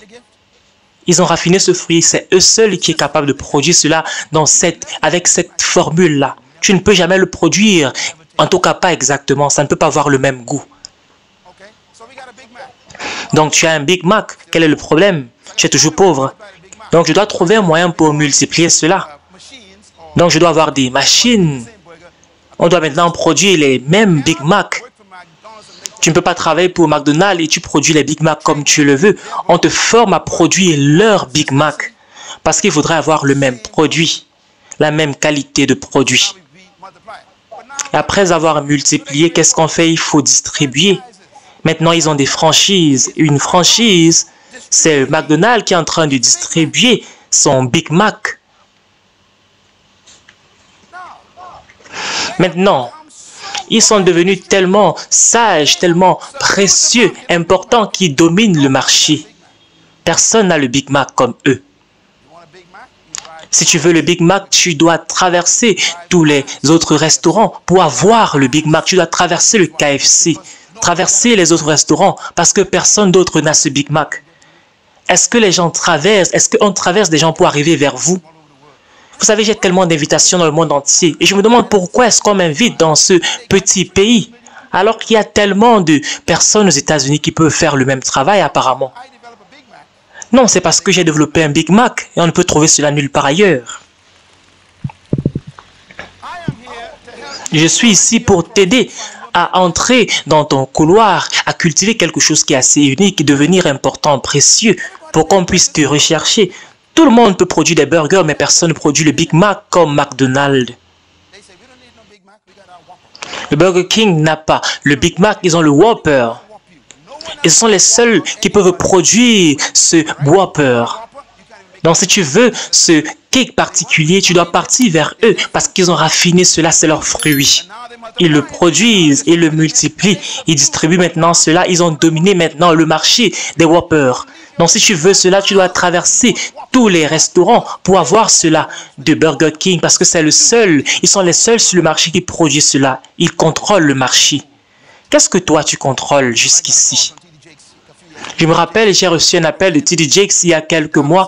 Il a dit qu'ils étaient en réunion à Dallas et ils voulaient organiser un programme sur le leadership. Le premier nom auquel il a pensé, c'était mon nom.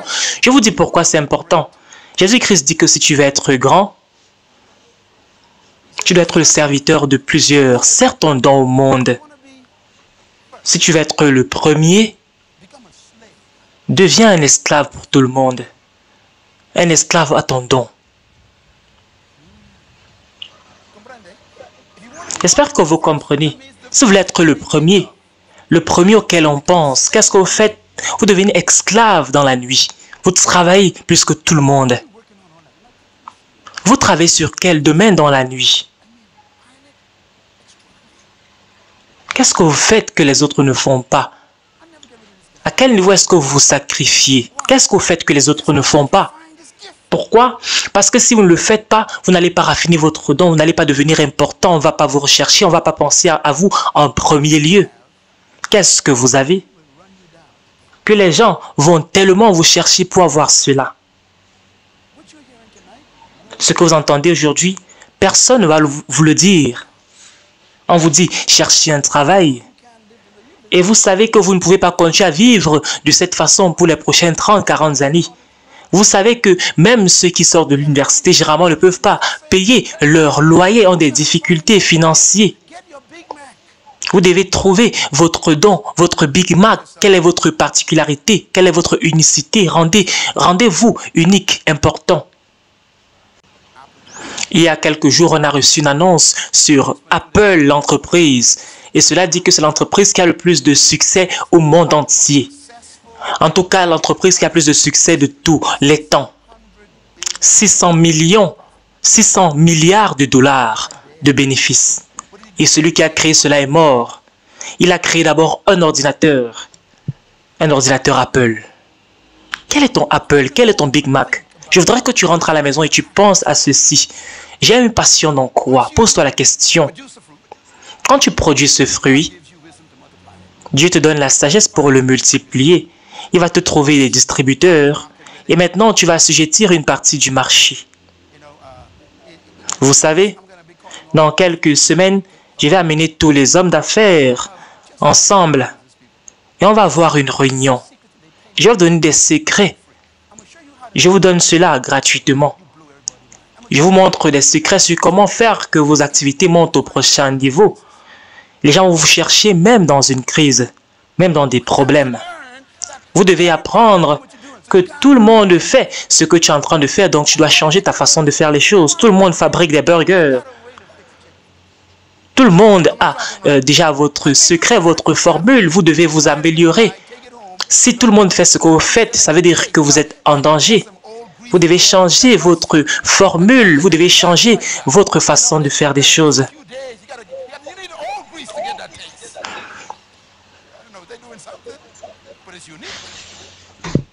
Il faut être unique.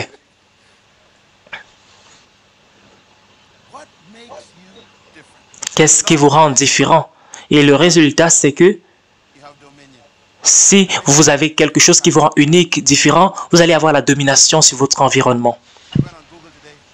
Je suis parti sur Google il y a quelques temps. J'étais en train de faire des recherches. J'ai mis Miles Monroe.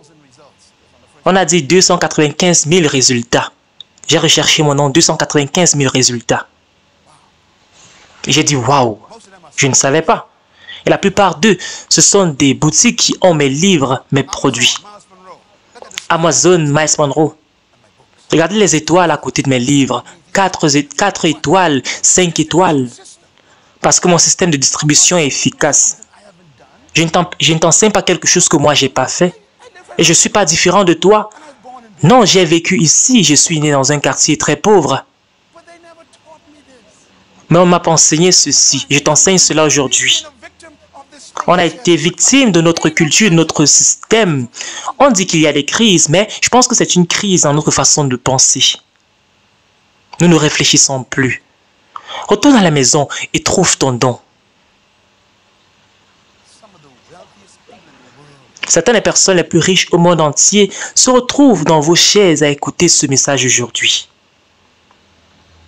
Si seulement vous appliquez ce message, si seulement vous poursuivez votre don, si seulement vous raffinez ce don, si seulement vous réfléchissez, si seulement vous devenez unique, si seulement vous distribuez cela.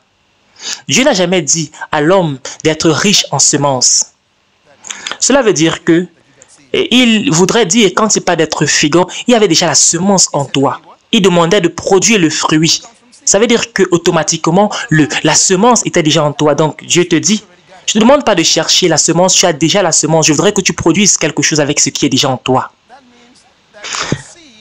Cela veut dire que la semence se trouve en toi, il y a la vie dans cette semence et tu dois produire ce fruit. Et ce fruit va t'amener à être productif, à être prospère.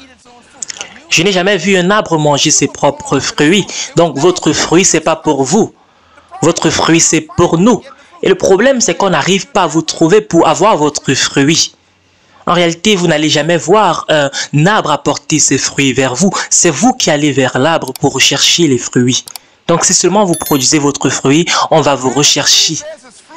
Quand un arbre commence à produire ses fruits, tout le monde est attiré à cela.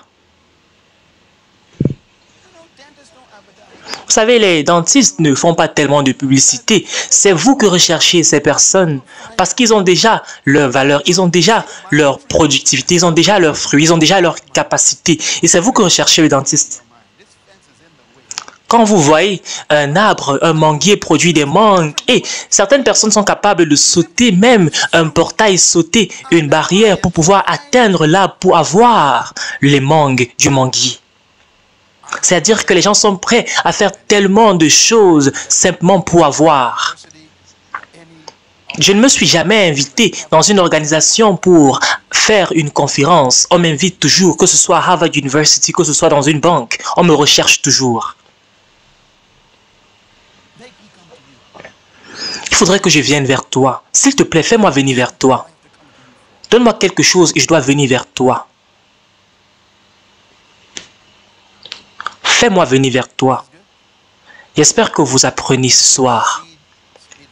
Sixièmement, les semences ont besoin du bon environnement. Je vais partir en Afrique du Sud demain. Quand je vais revenir la semaine prochaine, je vais vous enseigner quelque chose de très bien. Pourquoi? Parce que vous devez comprendre que vous pouvez avoir une bonne semence et toujours être pauvre.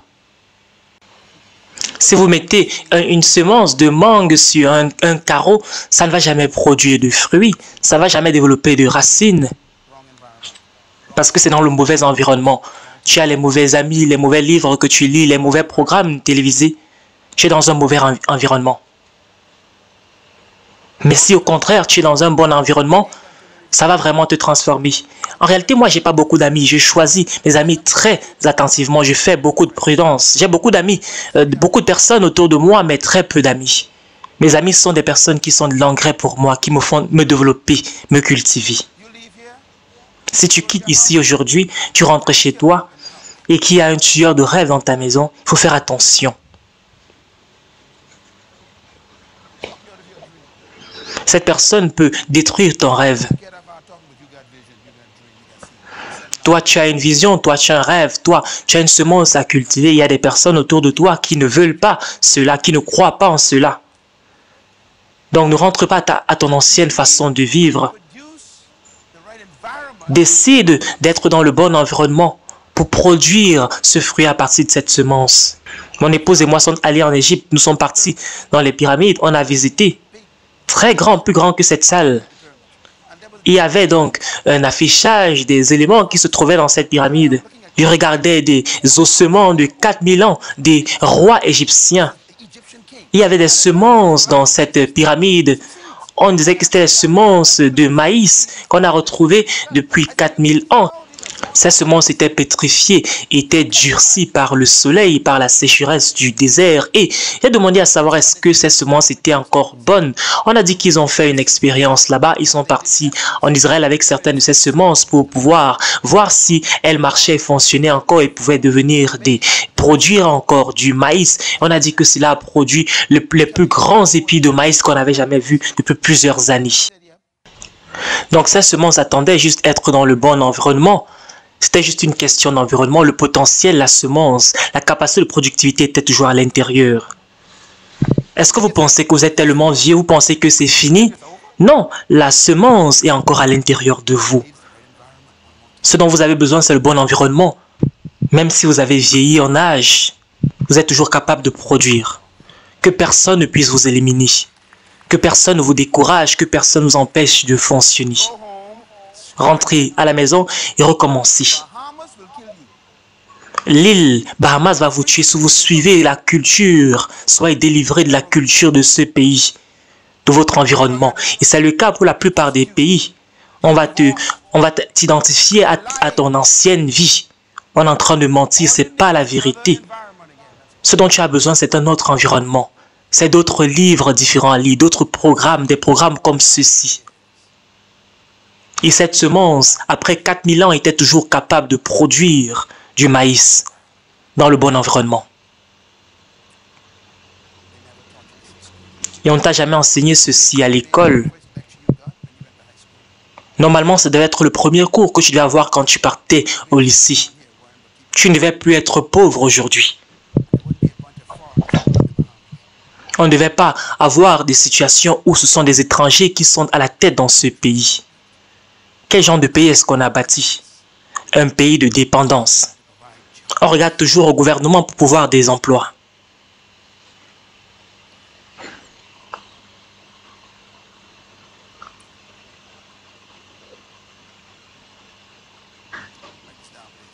Notez ce point s'il vous plaît.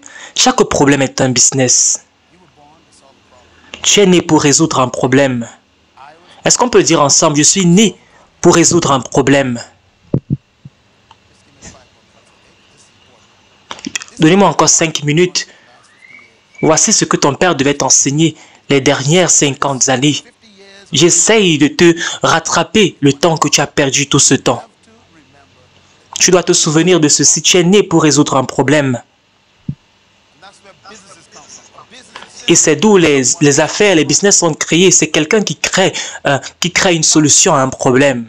Des fast-food résolvent un problème. Si tu n'as pas le temps, tu n'as pas le temps de cuisiner, quelqu'un d'autre peut le faire pour toi. Ils résolvent des problèmes. C'est ça, les restaurations rapides. Quelqu'un a résolu ce problème. Vous savez ce qui me manque? Ce qui me manque, ce sont des personnes qui sont capables de nettoyer mes chaussures. Vous savez, c'est un problème qu'il y a à résoudre. Quelqu'un qui va rapidement nettoyer, cirer mes chaussures. J'ai vu pour la première fois une salle de massage dans un aéroport. Et je me suis renseigné, c'était un Asiatique. Et maintenant, dans tous les aéroports, il y a une salle de massage. Pourquoi? Parce que les gens voyagent pendant longtemps et ont des courbatures, ont mal au dos. Ils ont besoin de relaxation. Vous savez, c'est un business aujourd'hui de plusieurs millions de dollars. Un massage de 10 minutes et cela te coûte 10 dollars. Rapidement. Et ça produit beaucoup d'argent et tellement de clients sont disponibles. 5000 massages par jour. C'est 50 000 dollars. Quelqu'un a dit, je veux résoudre ce problème. Pourquoi est-ce que vous ne marchez pas juste pour chercher quel problème je vais résoudre? Pourquoi?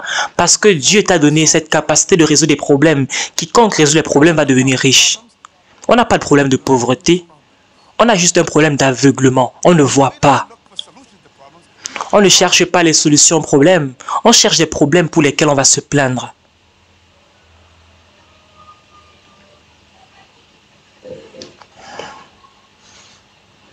J'espère que vous m'écoutez et que vous allez appliquer ce message parce que c'est l'un des plus transformateurs de votre vie. Des business, c'est autour de vous. Pourquoi? Parce qu'il y a toujours des problèmes autour de vous. Si seulement vous voyez les choses différemment aujourd'hui, si seulement vous voyez les problèmes comme des opportunités d'affaires. Il y a même des gens qui ont créé des coiffures comme des rastas. Vous n'avez pas besoin de faire beaucoup d'efforts pour nettoyer. Si vous êtes pressé pour aller au travail, vous secouez juste, vous brossez juste rapidement. Et c'est une coiffure naturelle. Les gens n'ont pas le temps toujours de pouvoir arranger leurs cheveux. C'est quelqu'un qui a résolu ce problème. C'est une solution. C'est une solution. Des coiffures rasta. Les gens ne veulent pas dépenser des heures, passer du temps à arranger leurs cheveux. Vous, qu'est-ce que vous faites? Quelle solution est-ce que vous avez apportée? Étudiez le problème et apportez la solution. Marchez toute la journée demain et cherchez juste des problèmes. Il y a des opportunités partout. Écoutez les gens se plaindre et voyez en cela des business, des solutions que vous pouvez apporter.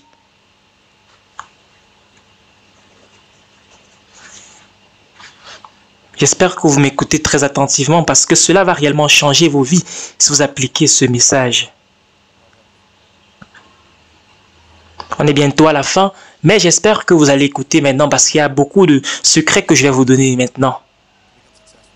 Je vais vous donner des clés pour réussir dans la vie. Premièrement, ajoutez la valeur aux gens. Ajoutez la valeur aux gens. Si vous vendez les chaussures, vous devez retourner à porter de la valeur. Faites quelque chose de supplémentaire. Si vous vendez des chaussures, mais vous décidez d'apporter du café chaud pour tous vos clients, c'est quelque chose de plus. C'est une valeur ajoutée. C'est quelque chose que les autres ne font pas. Faites de cette façon. C'est quelque chose de plus. Donc, en réalité, je ne viens plus pour acheter des chaussures, juste. Je vais dire à tout le monde que si vous partez dans cette boutique, dans ce magasin, il y aura du café, il y aura du thé pour vous. Je suis parti pour me faire masser l'autre jour et c'était tellement exceptionnel. C'était pas simplement le massage. On te traite comme un roi. On te traite comme une royauté. On te fait le massage après 20 minutes. Après le moment où on s'occupe de toi, tu ne veux plus rentrer à la maison. C'est parce qu'ils veulent te faire rester. Parce que tu payes dépendamment du temps que tu as passé là. On ne voudrait pas que tu rentres. Parce qu'ils ont apporté une valeur ajoutée. Deuxièmement, il faut être unique. Il faut être différent. Si c'est que tu es coiffeur, c'est bien. Mais trouve quelque chose de différent. Comment est-ce que tu peux être différent dans cette entreprise? Va étudier d'autres nouvelles techniques et apporte cela. Tu dis, je suis la seule personne qui a cette technique. Et quand tu reviens, on te sert des cookies dans une salle de coiffure, dans un salon de coiffure. Troisièmement, apporte de la qualité. Est-ce que tu es qualitatif? Il y a des moments où la qualité seule suffit. Si tu vends la chaussure et quelqu'un vend une chaussure plus qualitative, une meilleure chaussure, cette personne va être meilleure que toi, va être plus appréciée. Il faut avoir l'attention aux détails, prête attention aux détails. Quel genre de café est-ce que tu aimes?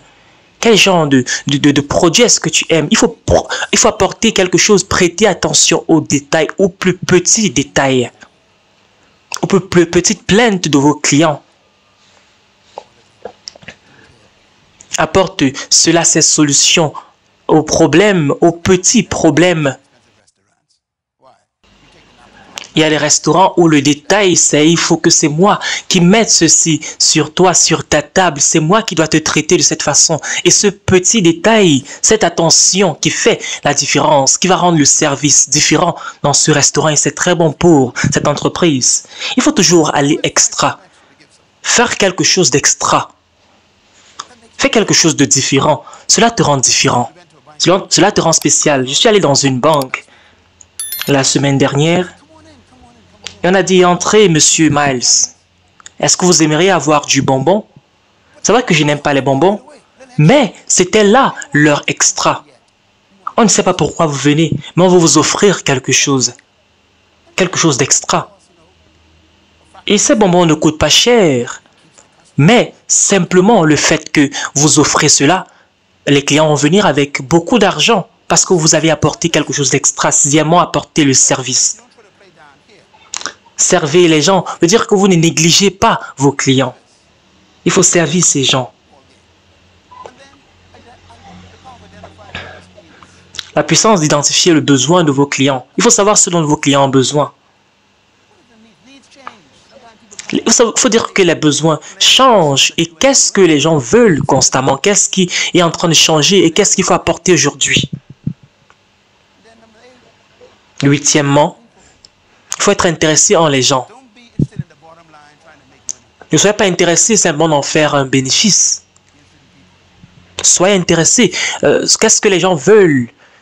Quel problème ils veulent avoir résolu? Souvent, vous devez perdre quelque chose pour garder un client. Perdez cela, mais gardez le client.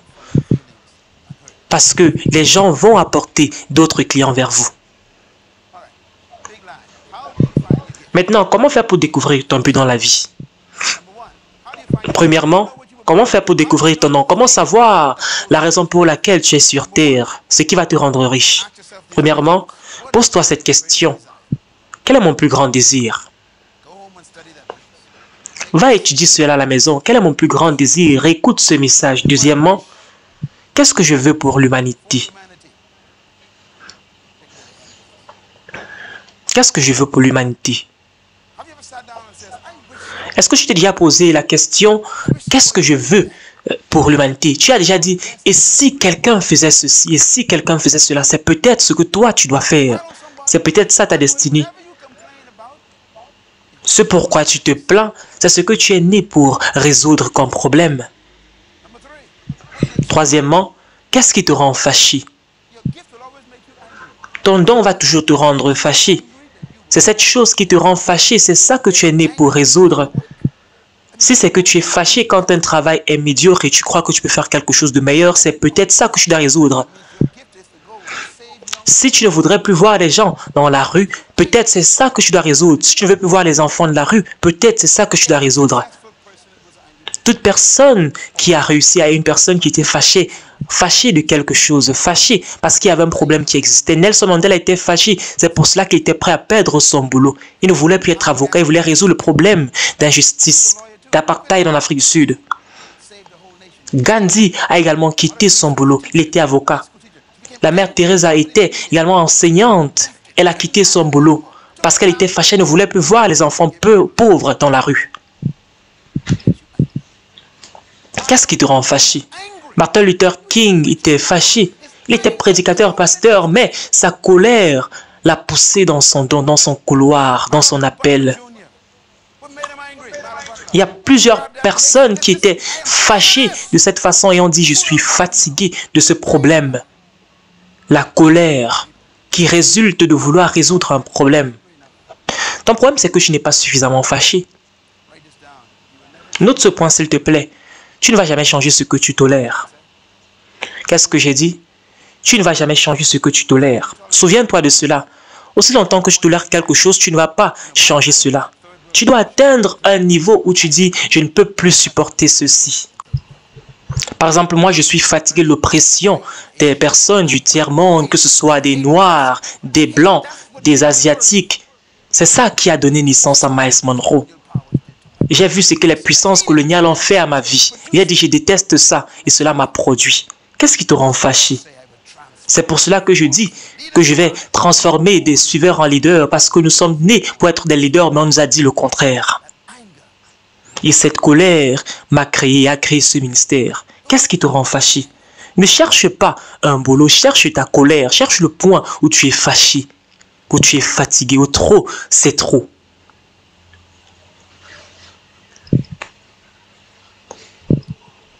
J'espère que vous écoutez. Quelle est ta plus grande passion, ta passion la plus profonde? Qu'est-ce que tu veux faire et ne jamais cesser de faire cela? C'est ça, quelle est ta passion? Tu dois trouver cela. Sixièmement, qu'est-ce que tu penses quand tu es seul? Normalement, quand tu es libre, quand tu es seul, quand tu es loin des autres, c'est à ce moment que ton don commence à se manifester, commence à s'exprimer. Parce que tu es loin des bruits. Parce que tu as tellement de télévision, tu n'arrives pas à écouter ce qui est à l'intérieur. Tout le monde dans l'histoire qui a écouté son don était seul. Moïse était sur la montagne. Jésus était dans les collines. Élie était quelque part dans les montagnes. Qu'est-ce que nous faisons? Nous sommes toujours occupés, toujours avec des amis. Il faut sortir, reste seul, écoute ton esprit parler. Tu vas découvrir ton don. Et ton don, dans ton don, il y a ta richesse. Tu ne trouves pas ton don au milieu de tes amis. Tu le trouves en Dieu.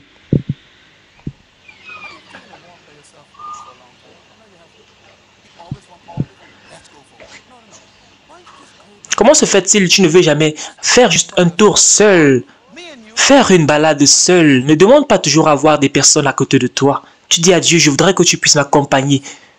Je voudrais que tu me parles pendant cette balade. Qu'est-ce que tu penses quand tu es seul? Ces pensées généralement révèlent quel est ton don, ton appel dans la vie. Certaines de mes plus grandes révélations, c'est quand je suis en train de me laver seul. Dieu me parle. Je suis sous la douche. Il n'y a aucun programme. Dieu me parle. C'est à ce moment. Fais attention à ces programmes télévisés qui sont toujours dans tes oreilles, toujours dans ta pensée. Il faut éteindre cela par moment. Parce que Dieu doit te parler. Cela risque de te priver de ta destinée. Et tu ne vas jamais résoudre des problèmes. Tu ne vas jamais prospérer. Sixièmement, qu'est-ce que tu aurais souhaité changer dans ton pays? Tu marches dans ton pays et tu vois il y a des problèmes que tu aimerais résoudre. Septièmement, qu'est-ce que tu pouvais faire s'il n'y avait pas de limite financière? Qu'est-ce que tu devais faire si tu avais tout l'argent que tu voulais avoir? Peu importe la réponse là, c'est peut-être ça que tu es né pour faire. Et devine quoi? C'est que tu raffines cela, l'argent va venir naturellement vers toi. Parce qu'il y a quelqu'un qui est né pour financer ton rêve. Et le problème, c'est qu'on n'arrive pas à te trouver. On n'arrive pas à trouver cet arbre.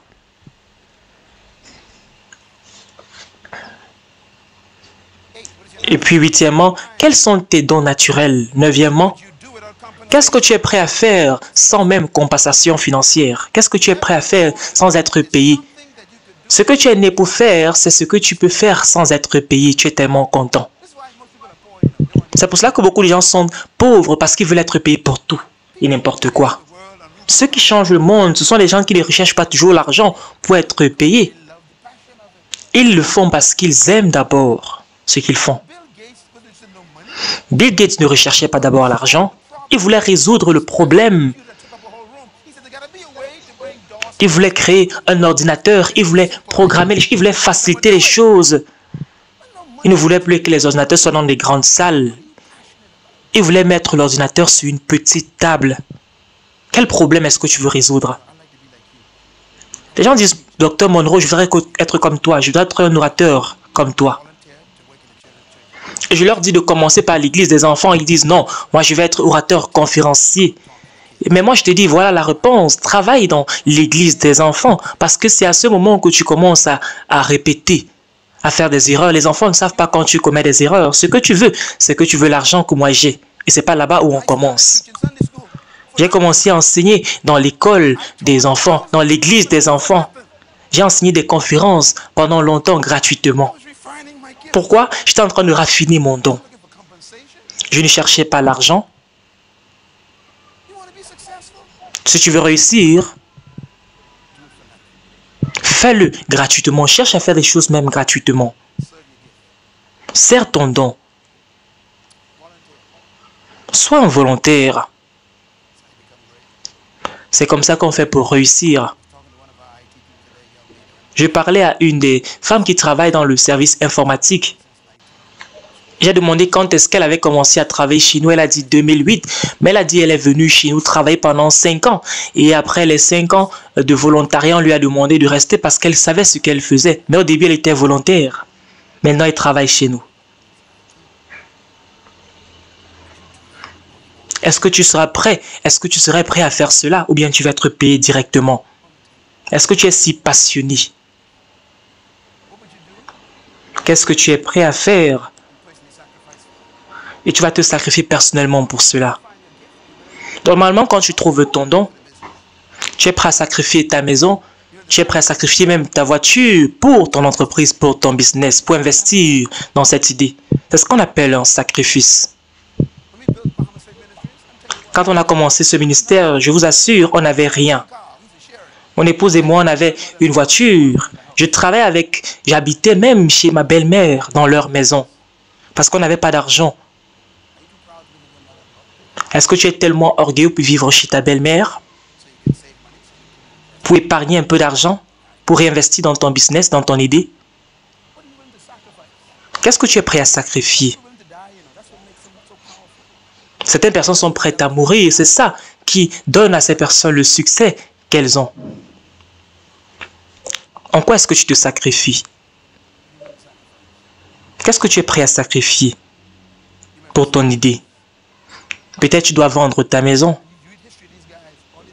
Et si tu regardes dans l'histoire, tu vas voir que ces personnes ont fait tellement de sacrifices. Ils ont commencé à vendre leur maison, vendre leur voiture. Ils ont sacrifié quelque chose. Parce qu'ils ont cru en cela beaucoup plus que leur sécurité propre. Le succès, la prospérité était juste le résultat. C'était simplement des lois. Je pensais à ce dernier point ici.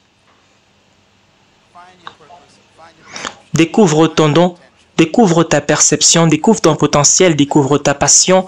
Vis selon les principes, il faut planifier, il faut influencer des gens, il faut être persistant, persévère également, il faut prier.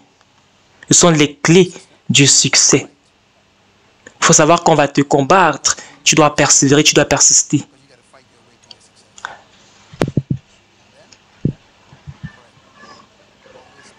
La prière est essentielle, il faut toujours te rapprocher de Dieu, parce que c'est lui qui t'a donné le plan, qui t'a donné le but. J'espère que vous avez compris et que vous allez appliquer ces messages à partir d'aujourd'hui. J'ai une dernière diapositive qu'on va regarder. Le 7e point dit ceci, il faut servir ton don gratuitement à toute opportunité. Il faut servir ton don gratuitement à toute opportunité. Et je l'ai fait. Je l'ai fait. Sers ton don gratuitement à toute opportunité. Ne recherche pas d'abord l'argent. Et le plus tu sers ton don, le plus de valeur tu vas développer, tu vas cultiver. Il va venir un jour, quelqu'un va dire que tu as fait tellement de bonnes choses et maintenant je suis prêt à travailler avec toi. On va financer ton programme. Mais il faut d'abord être en mesure de pouvoir servir ton don gratuitement, à toute opportunité. En d'autres termes, l'acte de leadership, de prospérité que tu peux mener, c'est d'abord être un volontaire, le volontariat. Sois un volontaire, ton don. Et on va te payer plus tard parce que tu auras raffiné cela. Engage-toi à être volontaire. Tu vas être payé plus tard. Cela arrive à tout le monde. On est d'abord prêt à travailler gratuitement.